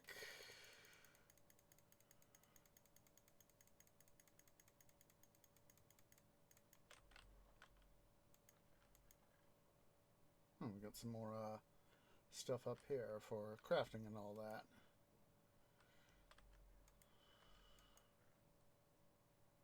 Okay, good. All right.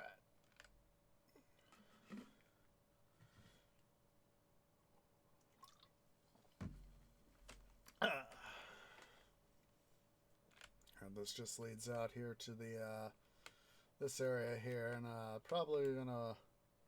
An Enderman's been through. I know that's in some capacity. I probably want to fill in this area up to here. Basically, fill in all this area here up to this area right here, and just sort of leave that little bit open there. That's why I got it open.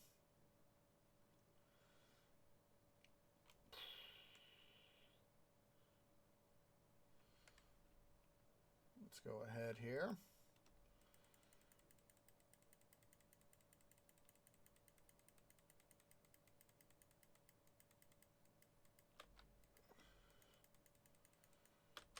Just grab these 2 shulker boxes to start. Since they've got the stone brick and hoppers we need. Let's see, I need to remind myself where I am.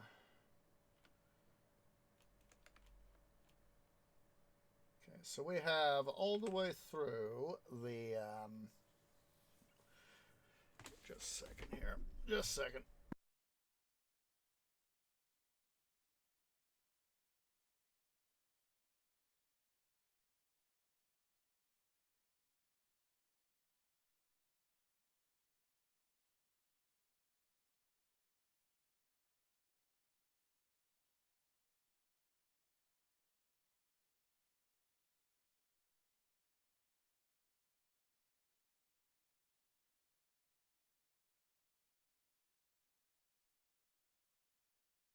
I had to stand up and stretch there for a second.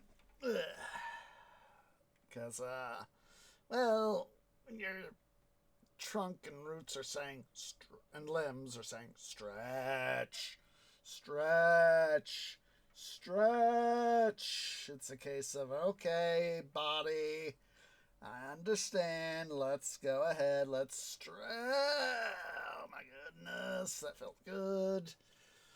All right. So, I'm going to do, let's see here. Let's get these guys placed. Let's see. Yeah, that was another thing we need to do is, that's why I was thinking, it was like, there's something we need to do, something that needs to be done, and that is bring this up 1 more block, because this block right here is obviously, you know, where my cursor is pointing to. You know, that's, for tree, he wants a little bit more, well, space. A little bit more space for his noggin, because it's going to be, you know, right up there is where my cursor is. This, underneath this block we're pointing at, it's basically where stuff is going to be,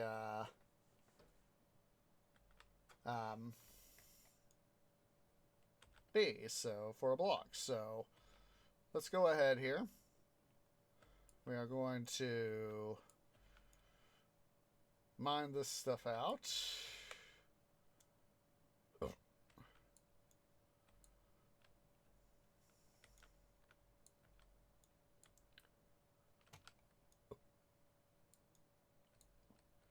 Wonder, do I have any blocks downstairs?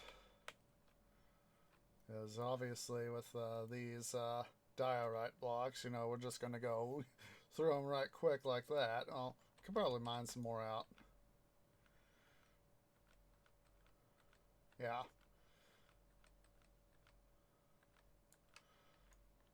So I'm going to have to be careful with the clay. As you see, I just done goofed.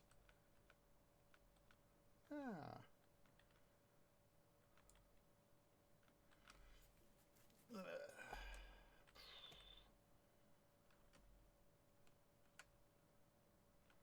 See here.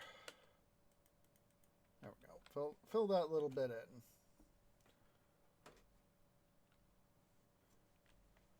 So we need 2 clay blocks. Boom, boom.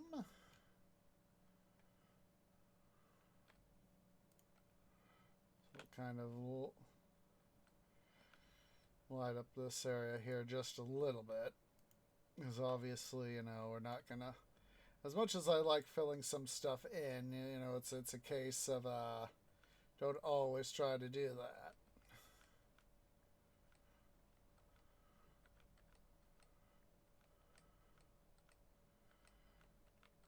That's gonna have to be a thing, is that I'm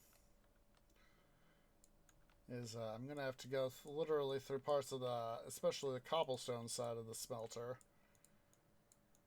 and literally clear it out. I think these, yeah, those guys got to be emptied. These guys are, of course, on standby for future refills. Yeah, and these parts here, you know, like right where we're under, I'm gonna have to go through and clear out the system, because obviously, hoppers being hoppers, they are going to catch stuff. And I'll just go ahead and make up a bunch of clay blocks, so as that for any places where I get where I'm doing clay stuff, you know, clearing out clay for the roof. That way I can make sure to get all that stuff cleaned up.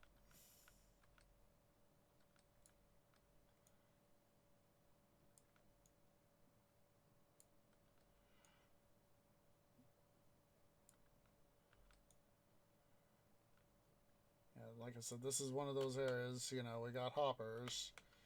They're literally going to be collecting up stuff as we go along. So, but then again, you know, I kind of anticipated this.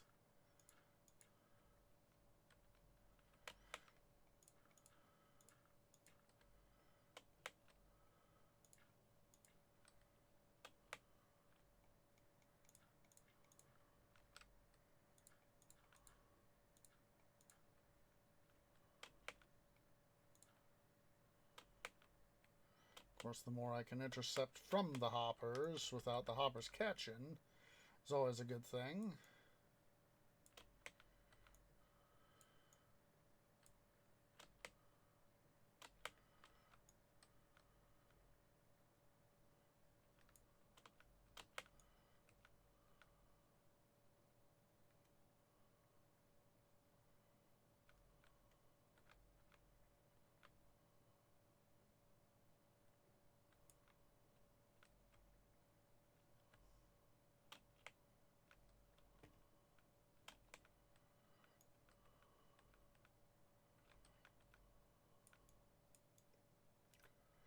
So what we'll do, oops, is that's mostly the reason why I was getting a butt ton of stone brick, because wanted to basically get start to get the roof installed.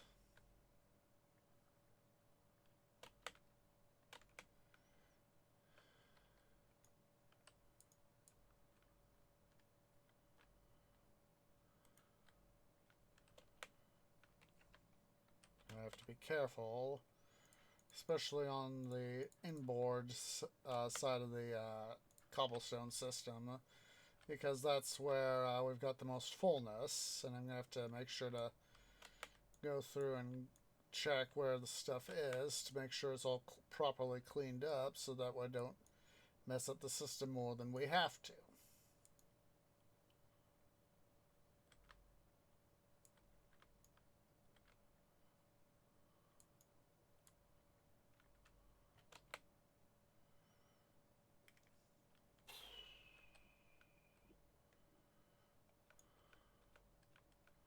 Of course, it's moments like this where you're just a little bit closer that makes life easier.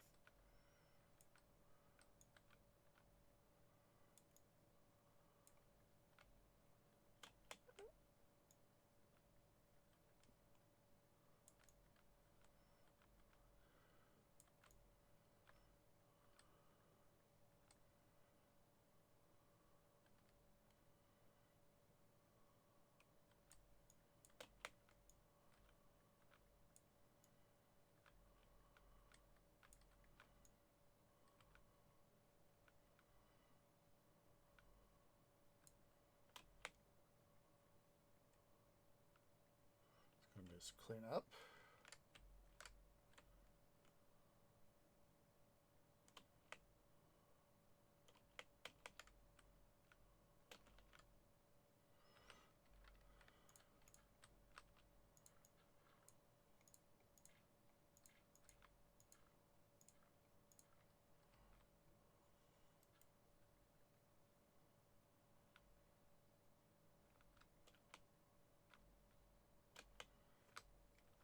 It's not easy doing this sort of stuff all the time. That's why I often do it off cam. Of course, at the same time, for me at least, it's easy, very easy to get so engrossed in the experience. You know, it's that's why I usually have some sort of YouTube thing on, or a movie on, or a podcast, or something on, some sort of content to just, you know, have a little bit of a something to look at.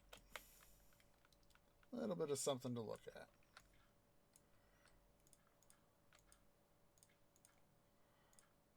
Coal. Coal that I did not know was there.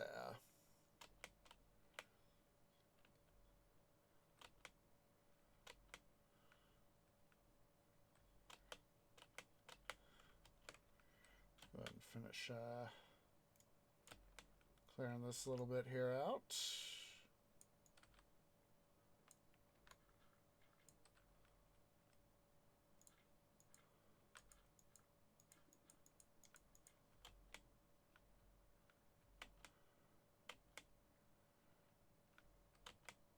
Now for the clay, I'm not going to really worry about it too much in terms of right nowness, because mostly because, of course, it's just going to be easier just to take out what I need to take out and then focus on getting the stuff I can picked up and let the sorter catch the rest.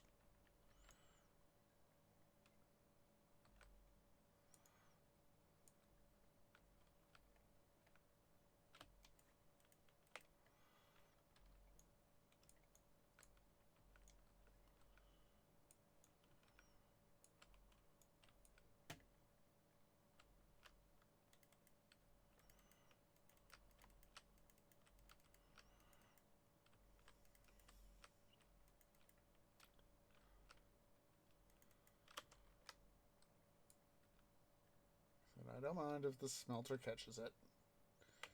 I'd rather have something catch it and figure out what I'm going to do with it later.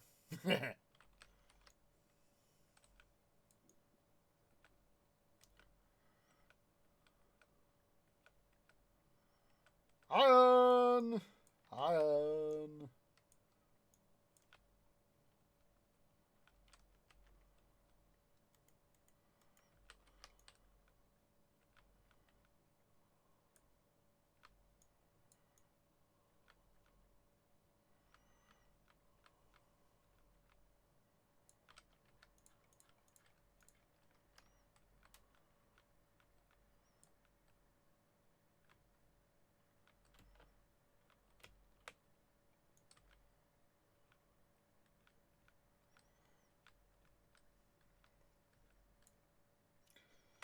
It's times like this that, you know, makes me wish I had, you know, more time IRL to do this sort of thing. You know, get more of this sort of work done.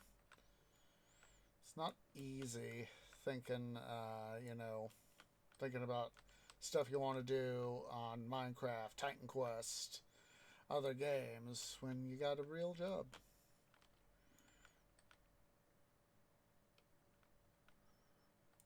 You know, I know that there are people out there who have that, you know, content creation is their full-time job. I'm not that lucky yet.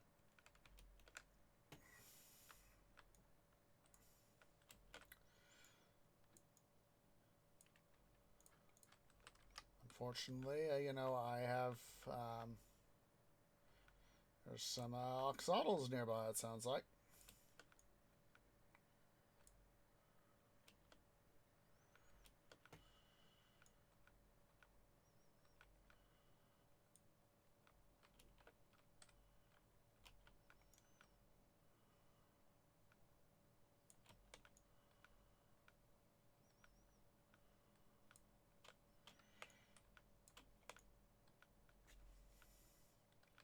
I know that Heis has gone back from full-time at the Colorado Railroad Museum down to part-time because, you know, his YouTube's career is literally taking off, and, you know, that is awesome.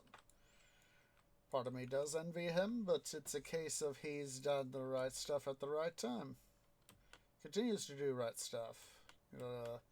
Continues to do train stuff. That is his passion. All this stuff we got.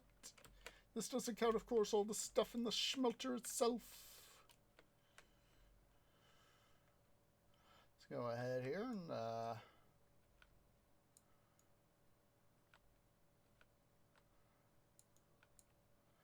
let's see here. I'm going to do one of my standard little tricks.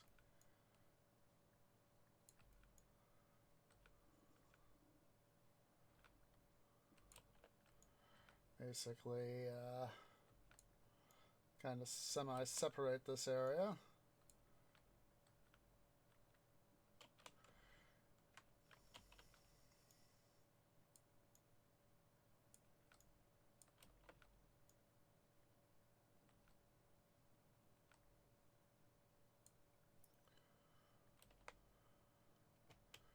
Still need to get the feeder hoppers into here, because these guys go straight down. That's why I've got the, like right over there, I've got all the hopper lines over yonder for the cobblestone side.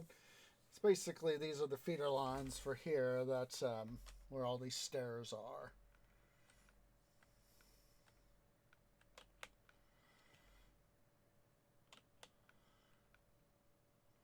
So, yeah.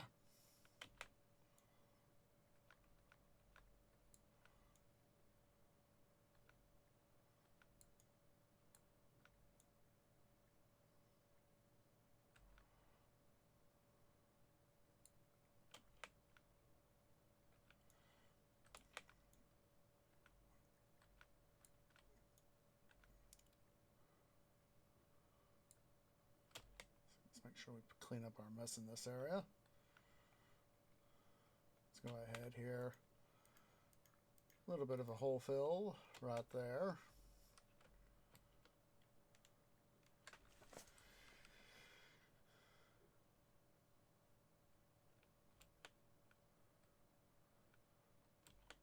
Yeah, we can leave that.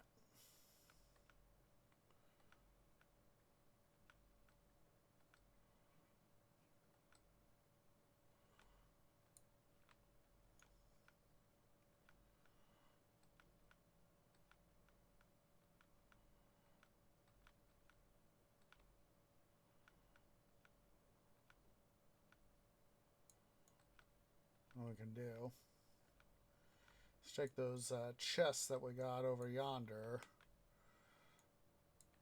and we've been sort of left out high and dry, as it were, to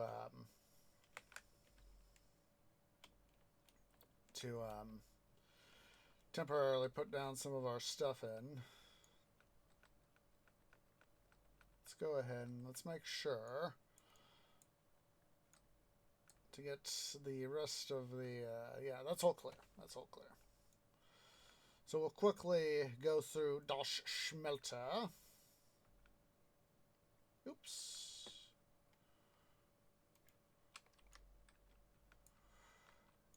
at least on the cobblestone side, and we will clean it out.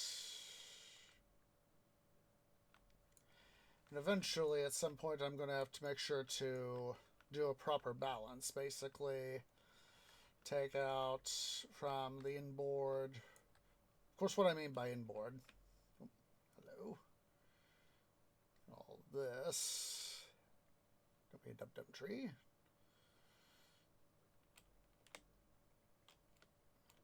So when I say inboard, basically right here is the more or less the center of the smelter, going from, you know, back toward the main mine shaft, back toward the mines, and then up here toward the main mine shaft. So this is the inboard.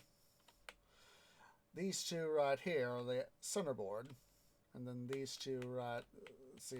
That's these two right here. 1, 2. Those are the center board. These two are the middle board, and these two right here are the outboard. So that's what I mean by inboard. And, you know, it'll be inboard, centerboard, outboard. Same thing on the other side. It'll be, excuse me, inboard, centerboard, outboard.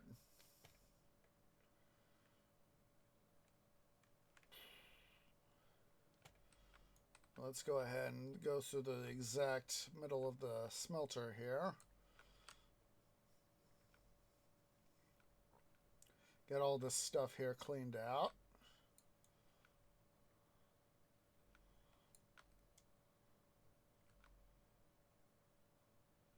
And then we'll go clean out the cobblestone system.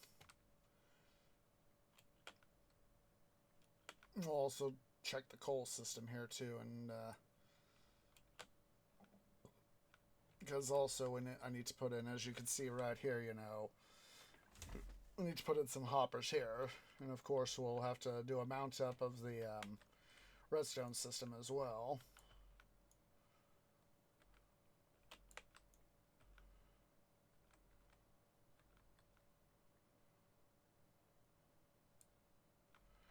All right, there's that.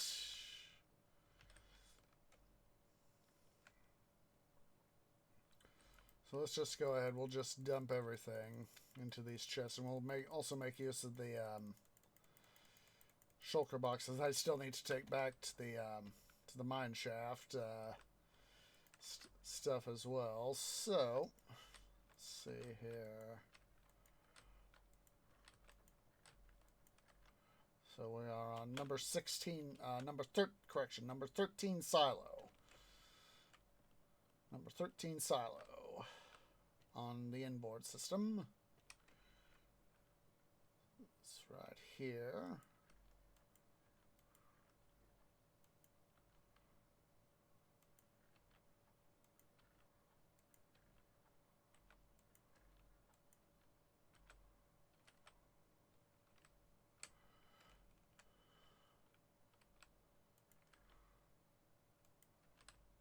Remembering that right?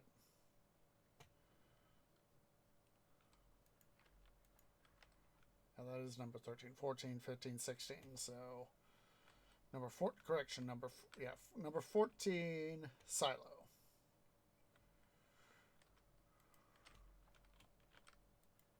There we go. Yeah.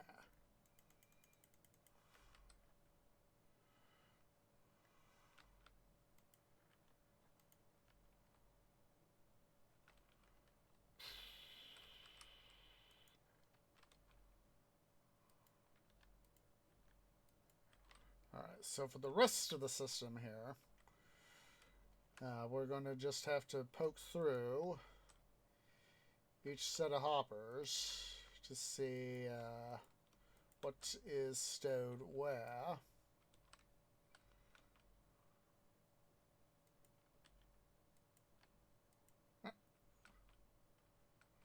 Where is that? Get you guys out of my offhand. So is that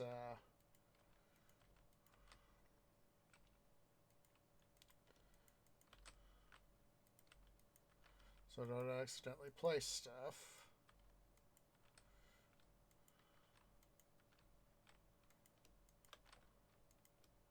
Probably just going to be better to do it like this.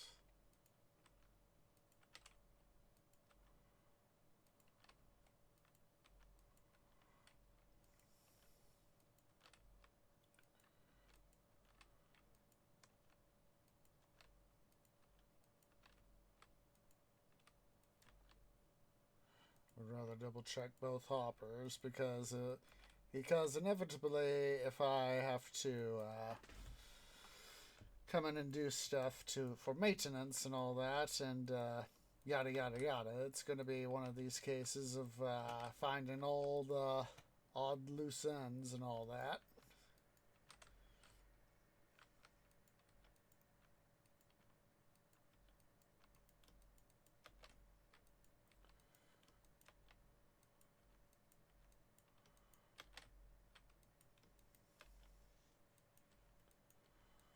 So going back again to Colorado trip. Once we had a tour of the facility, I don't remember their names, but there was this older couple. My guess would be that they were probably in their 50s, 50s or 60s, late 50s, early 60s, and they were essentially doing a vacation sort of thing. And so after we had the tour, they were on the tour as well as I. At Great Divide, we got to sit at the bar, and what we did was, we just chatted things up. They were doing this big old trip thing that they do every year. They take like a month to go do some big touring stuff. Obviously they're well enough off that they could do it, and and talked about though they got to see some family that they in one place, and they were going to another place to visit some more family. And so just a sec, guys, I'm gonna stretch just a sec.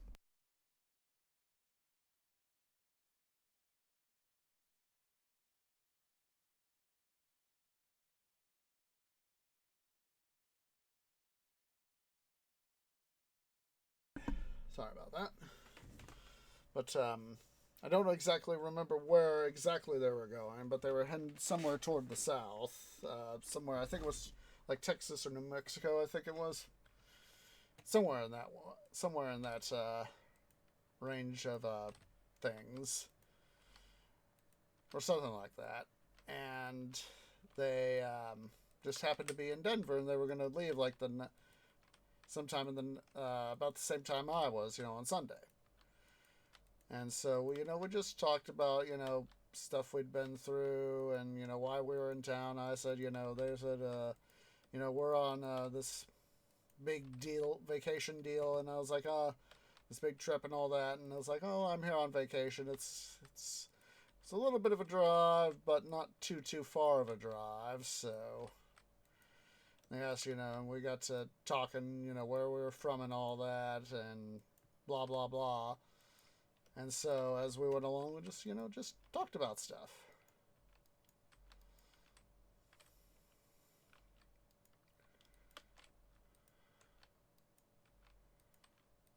And,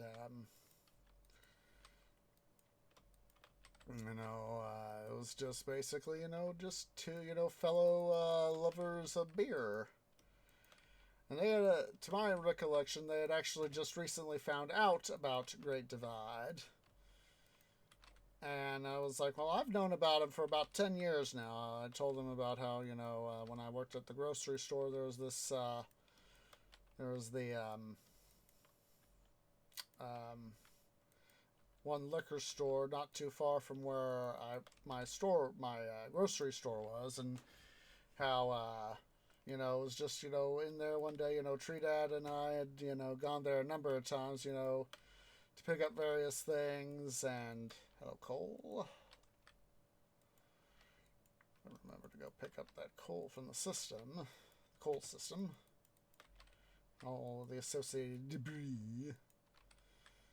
So yeah, I told them, it was, I just found this one thing called Oatmeal Yeti Imperial Stout, and I was like, ooh, that sounds like a pretty nice thing, when I read the description and all that, and I was like, yeah, this sounds like something that'd be worth at least trying. And so, fortunately, we were within the ability of Great Divide to one of their places that here in Treelandia they could ship to,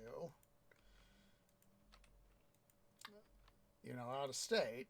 Because like I said earlier, there's, certain state law, certain federal and or state laws on the selling of alcohol and all that. So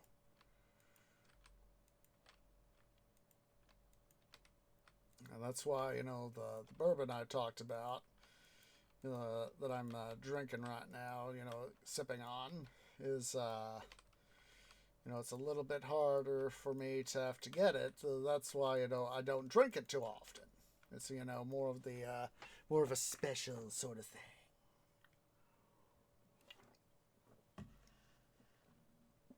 All right. So centerboard is complete.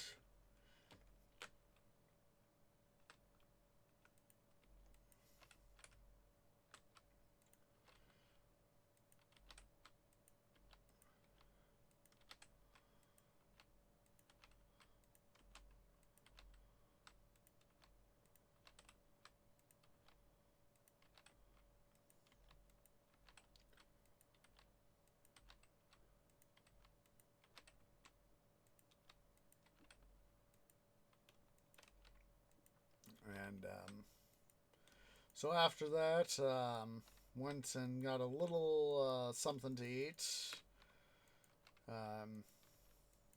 Oops. And well, I made sure I got myself back to the hotel, and just took the time to do some more resting and that sort of thing.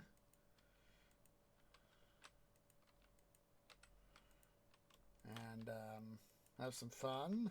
They actually had a gym, and so at this particular, it was a Holiday Inn, is the particular Holiday Inn Express and Suites, and that's in Golden. That's the one I stayed at. So basically, I went to the gym for a little bit. They have this. It's not a extravagant gym. It's a little more of a workout space. They had some like weight machines, couple treadmills, and couple exercise bikes, stuff like that. Wasn't too much. And so it was one of these cases, just enough to where I could do some working out, and it wasn't the fact that I hadn't been moving. I'd been moving all day. It was one of those cases, just exercise, even for us trees, just helps us out. It's stress relief. I go to the gym after work every day. 5 days a week I go to the gym. It helps me out. It helps because, even though I'm doing a fairly simple job, it is still, in its own way, very stressful. And I would rather have the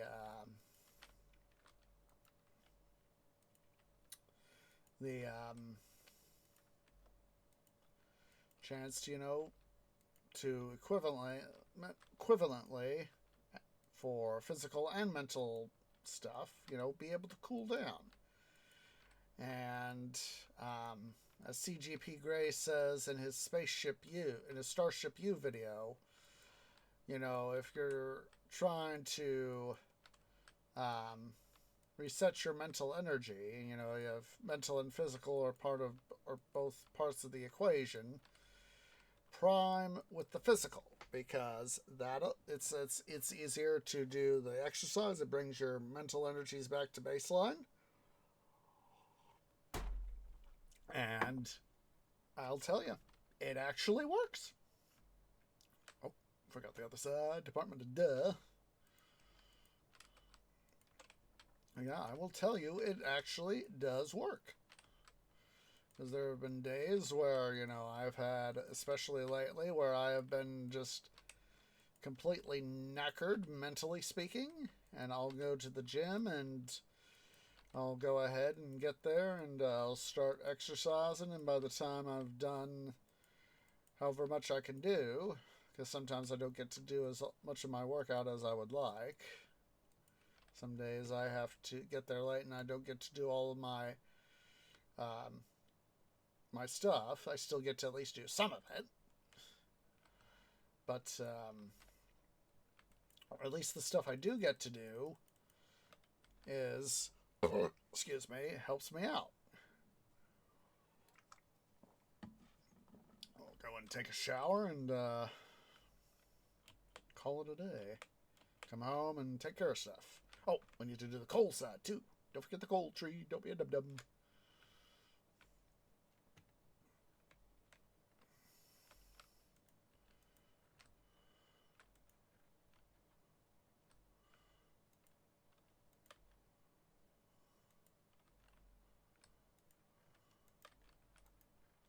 Oh, I forgot I had those there.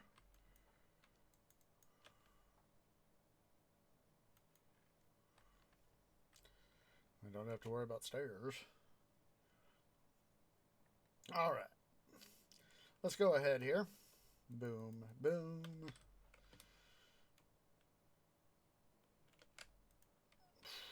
So, let's go and grab some stuff here. So, for stuff wise here on the we're just going to go ahead and seal this little bit here off. We'll go through the equivalent area of the coal up to, we'll go up to this guy right here. Oops.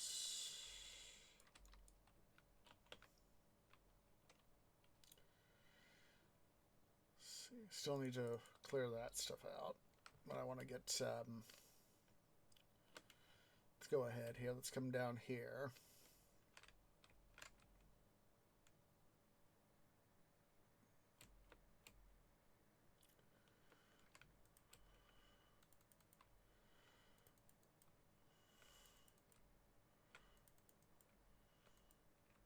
There we go. Oops.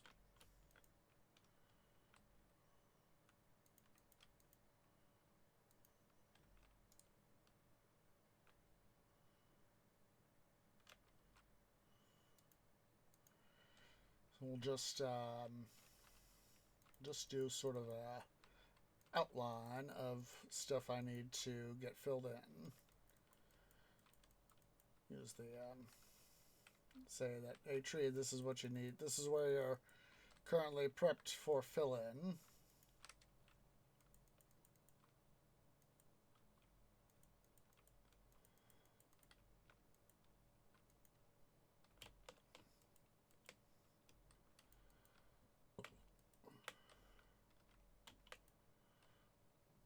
Ow.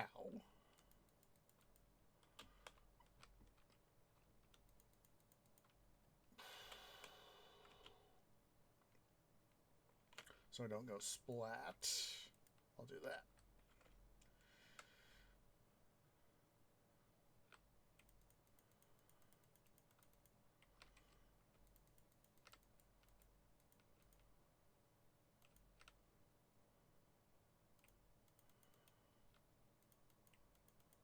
Oops.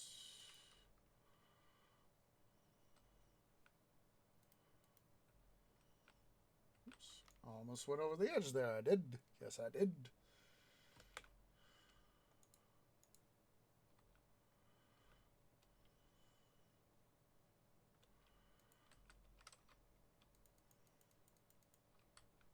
Come on, tree.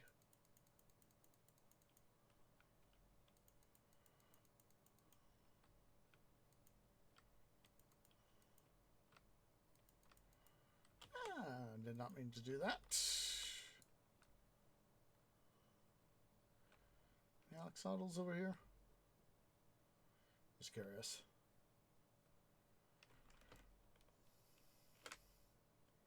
It doesn't look like I see a bat, but no oxidals.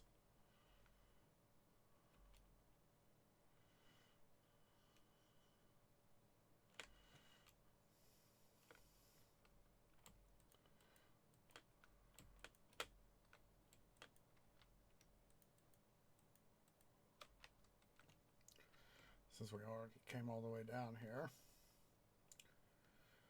we'll go ahead here and do this.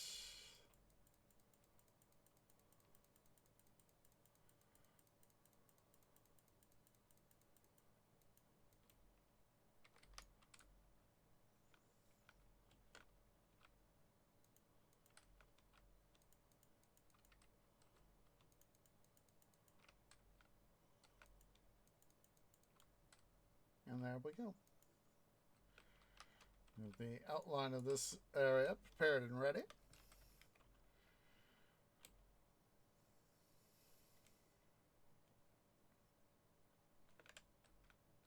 Let's go ahead here. We're going to move these chests.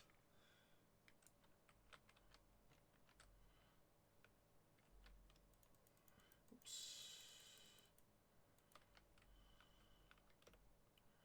Is basically what I want to do is get the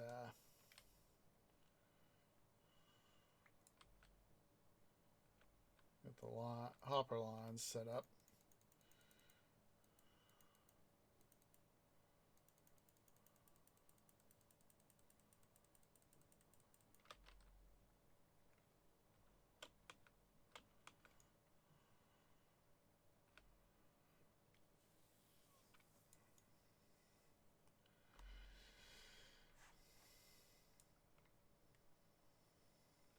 At least the hopper lines to the cobble side here, at least, you know, this area where I would like them to be.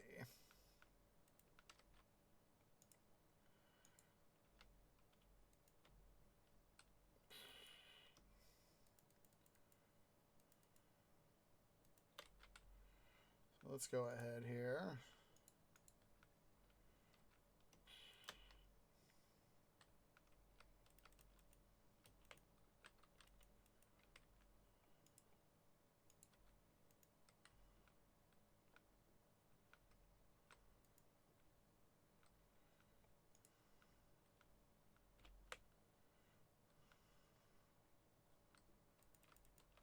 Oops, don't put that there, tree.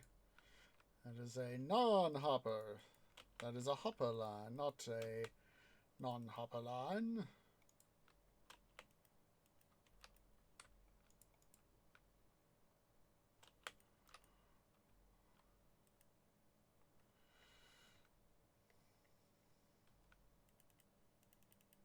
Oops. Starting to do the same thing right here, too.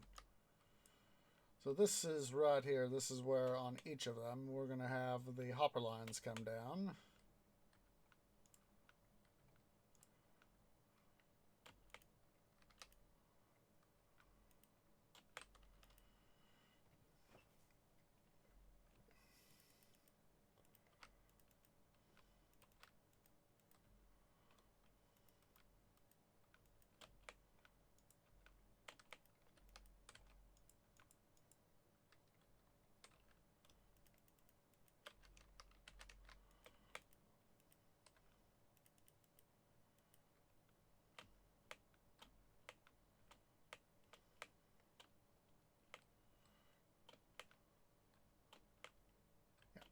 Just doing a quick little bit of OCD here.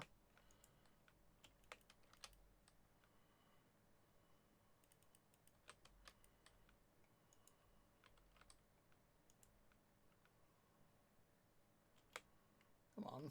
Come on.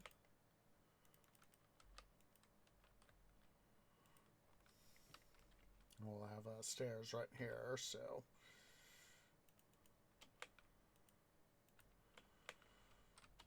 Well, let's go get them stairs while I'm thinking about it. Oh.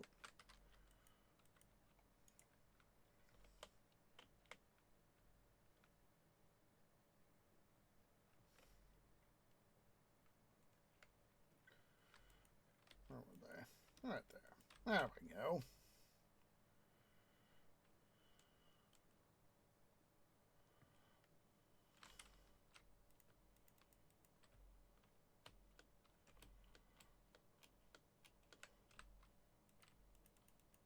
There we go.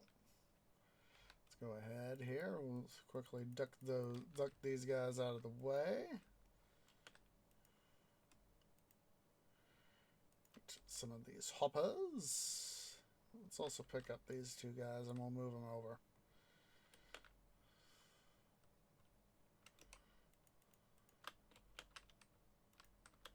So basically,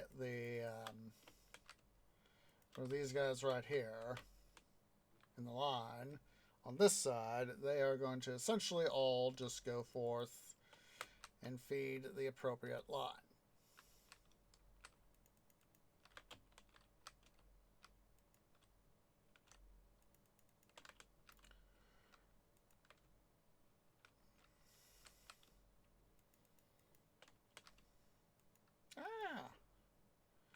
Quickly discombobulate.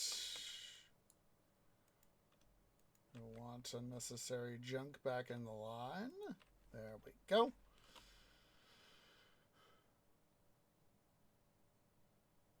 And that is why, of course, we have all sort of down here completed like that, so as that we can just, you know, run up and down the ends.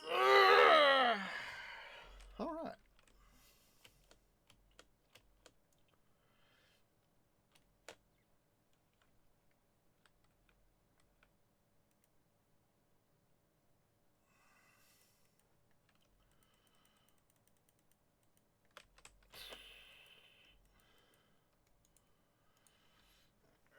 Oh, jeez, I gotta stretch again.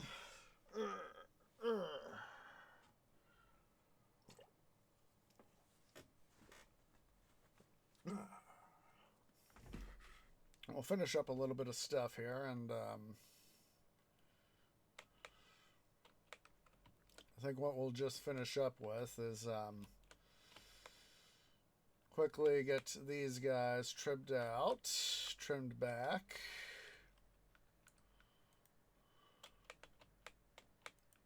And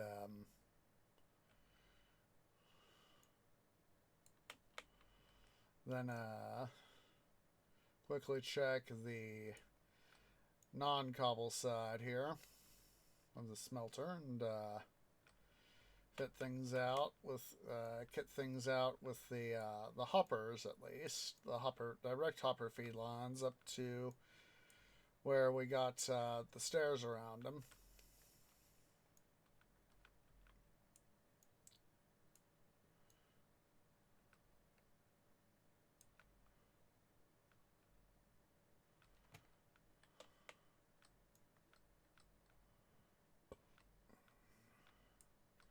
And I think we'll probably call the stream after that, because I do want to make sure I get some sleep before tomorrow or later today.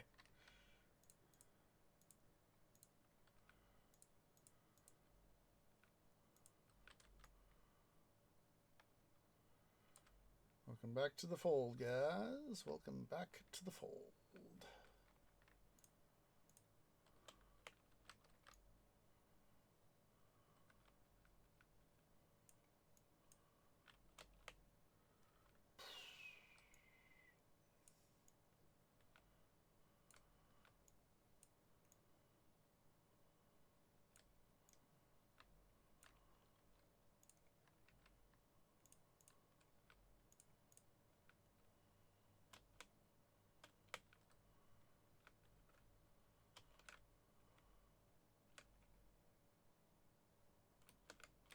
Oops. That was an oopsies.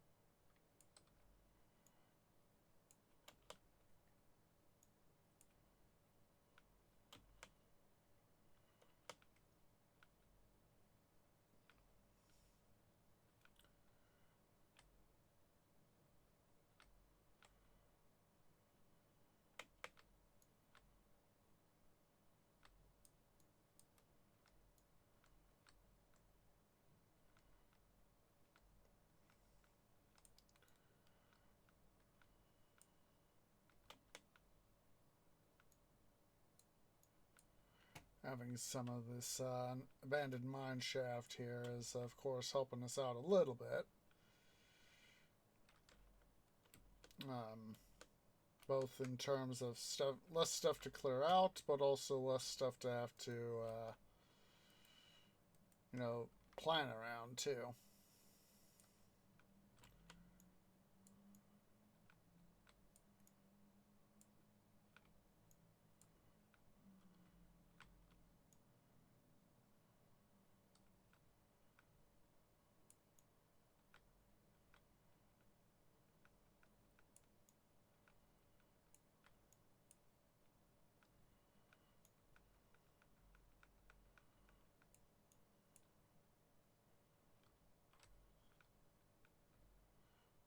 Make sure we pick up our garbage.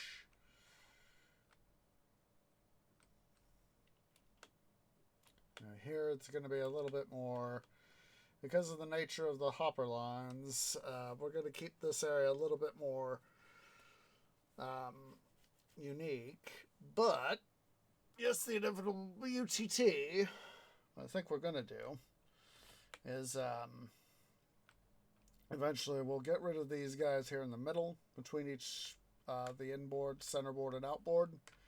Put in a stair right here, remove these guys, and make it all flat so it's all in between the three will be the, I don't want to do it like that. Now that I look at it a little bit, we might just have to do something like we did over here, just completely. That sort of thing. Only over here, only in between each sides, though, because of the nature of the inputs. So anyway, let's quickly go through here and clean out the intermediate works.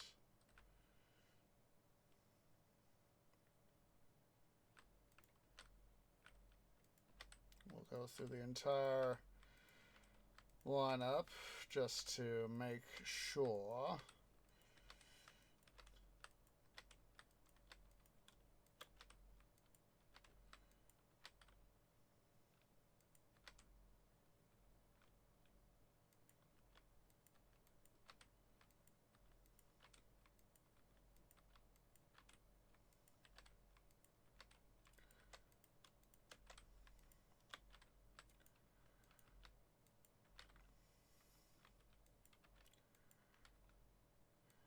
Well, let's once again we'll wander back toward our trip. So that was Thursday. So after Thursday, after I'd been to the hotel gym, I went to bed and got ready for Friday. So Friday, got up, had breakfast, went to the Colorado School of Mines, where Heiss and some of his co-workers had been for their degrees, and basically explored the Geophysical Museum. I've forgotten the full name of it, but the Geophysical... Oh, hello there, Torch. Basically went and toured the Geophysical Museum that they have there. And they got a lot of interesting stuff there. And so, one of the things I remember, they had some sort of convention going on at the museum, at this particular museum, some sort of a geophysical conference. And they were, this one lady, she was setting up her collection to display it over the weekend for this conference. And I was like, at first I asked, are you a member of the museum staff, or you're just setting up a new thing? And I was like, no, there's this whole conference going on this weekend, and I'm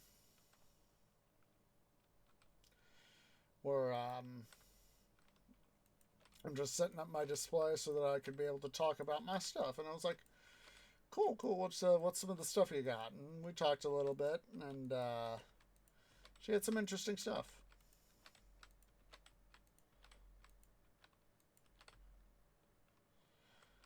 And then after that, I went over to one of their campus dining facilities, the Miners Market. Basically, it was sort of this all-you-can-eat buffet sort of thing. And basically, you paid your money up front, and not every location was open. Some of them were closed.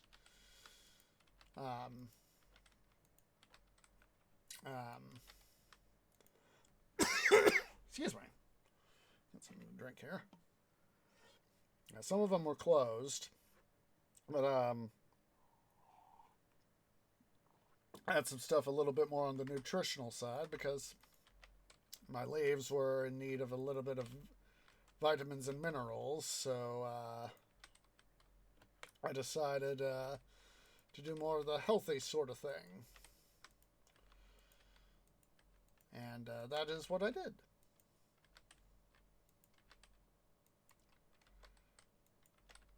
And then after that, I went back to the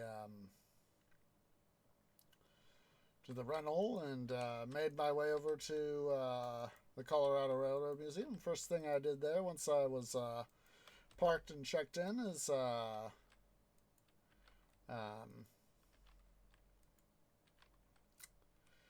because my tour was at 1:30 local time, I was able to catch a ride on the train.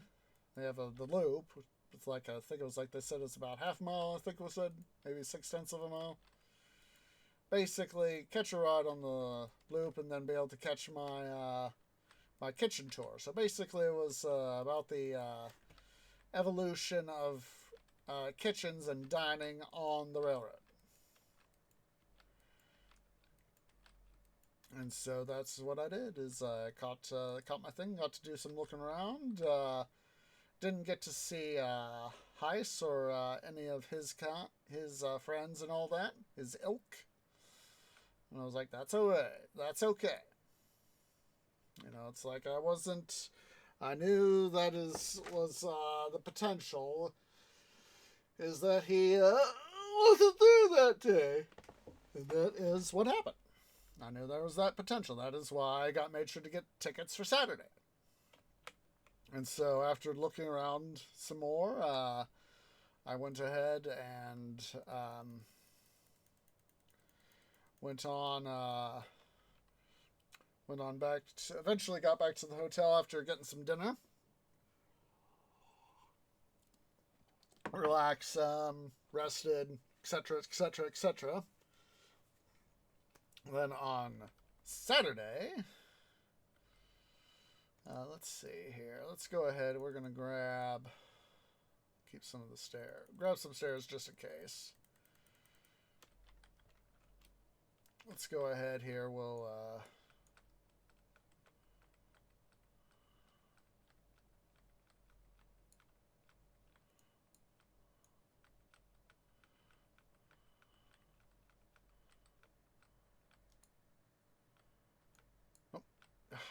that was a dum-dum. I'm going to have to go retrieve that one.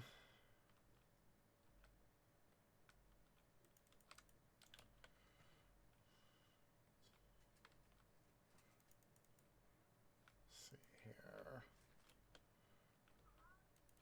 I hear you out there, White Cat.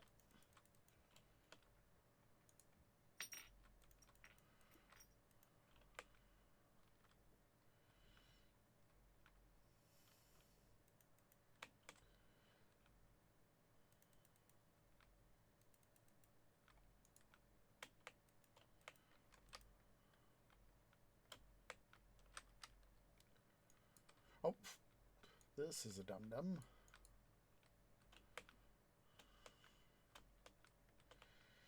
Now for over here, on this side, we're going to have to,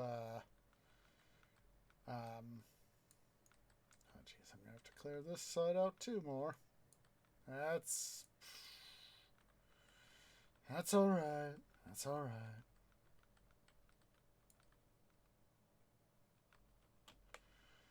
So over here, what we'll do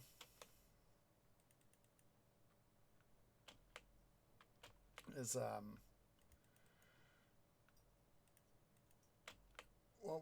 we'll probably have a block right up here above this, on above these guys.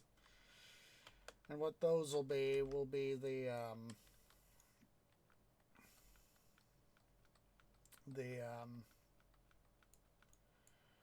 system blocks to help us out,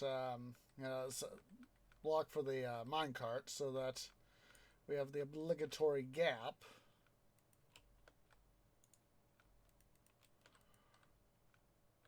between stuff. Let's go and do some torching up here. So as that we can put in the stuff. So now that I think about it, we'll probably actually have to have them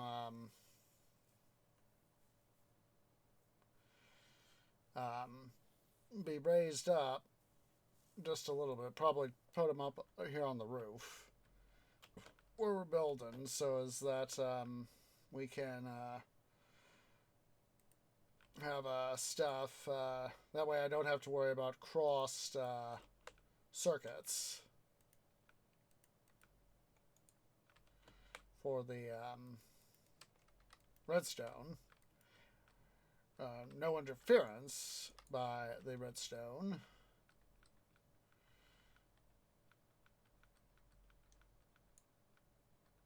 For the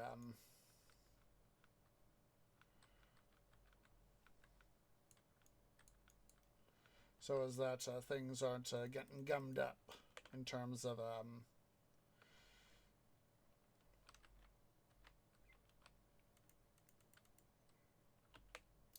the blub blub,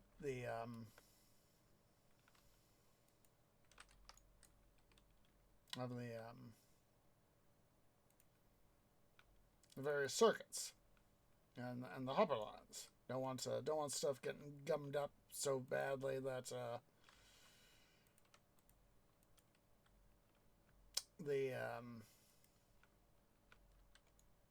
the system doesn't work as the way I would like it. There we go. Use your one street.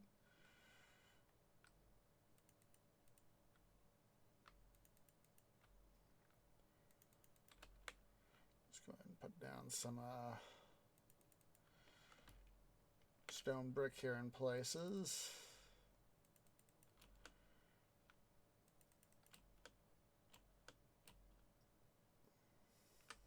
Let's go ahead here. We'll put that there.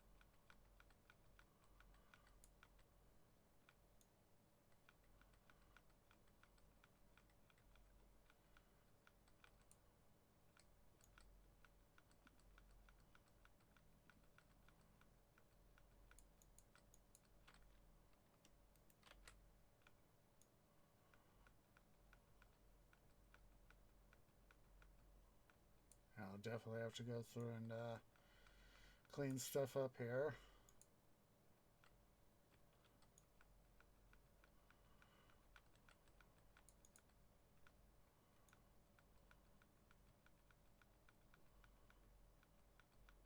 Clean out all the, re-clean out all the stuff.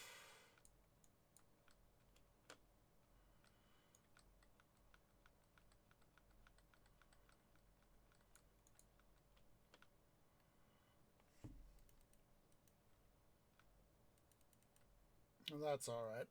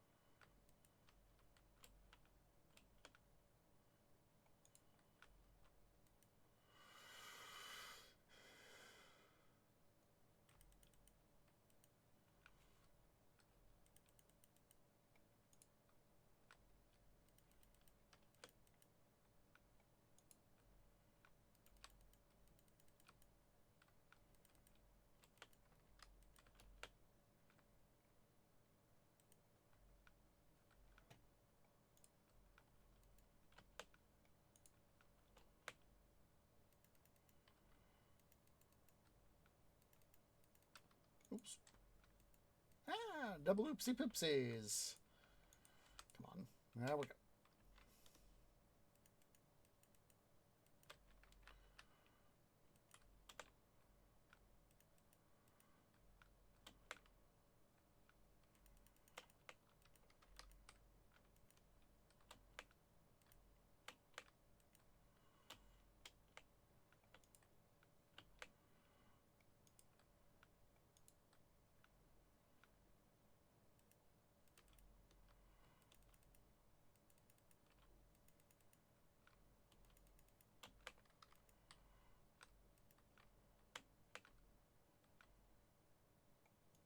All right. Now I'll finish. I'll finish off cam. I'll finish filling in the this area here with the well, yeah, with both the hoppers and the stone brick. I think it's time for me to head to bed because Twee is feeling, suffice to say, tired. So let's go ahead. Oops, oopsie poopsies. So next episode, of course, of Midwestern Minecraft Mining stuffs. We'll be doing some more mining, of course. At least between now and next episode, like I said, I'll get the hopper lines done here and the stuff cleaned out and the stone brick installed. But yeah, let's. Not sure if anybody I normally say hi to is live. Let me see if anybody's available for a raid. If not, we'll just wrap up. So let me see here.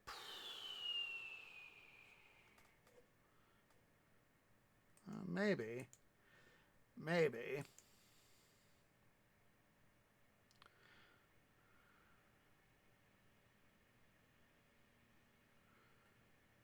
Let's see.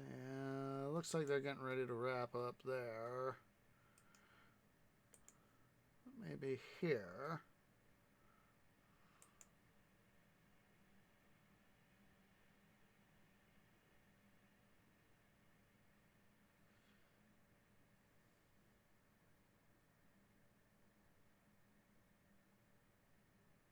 Looks like they're getting ready to wrap up too, so we're just going to go ahead and call it an episode, guys. So I do appreciate everybody who's come out.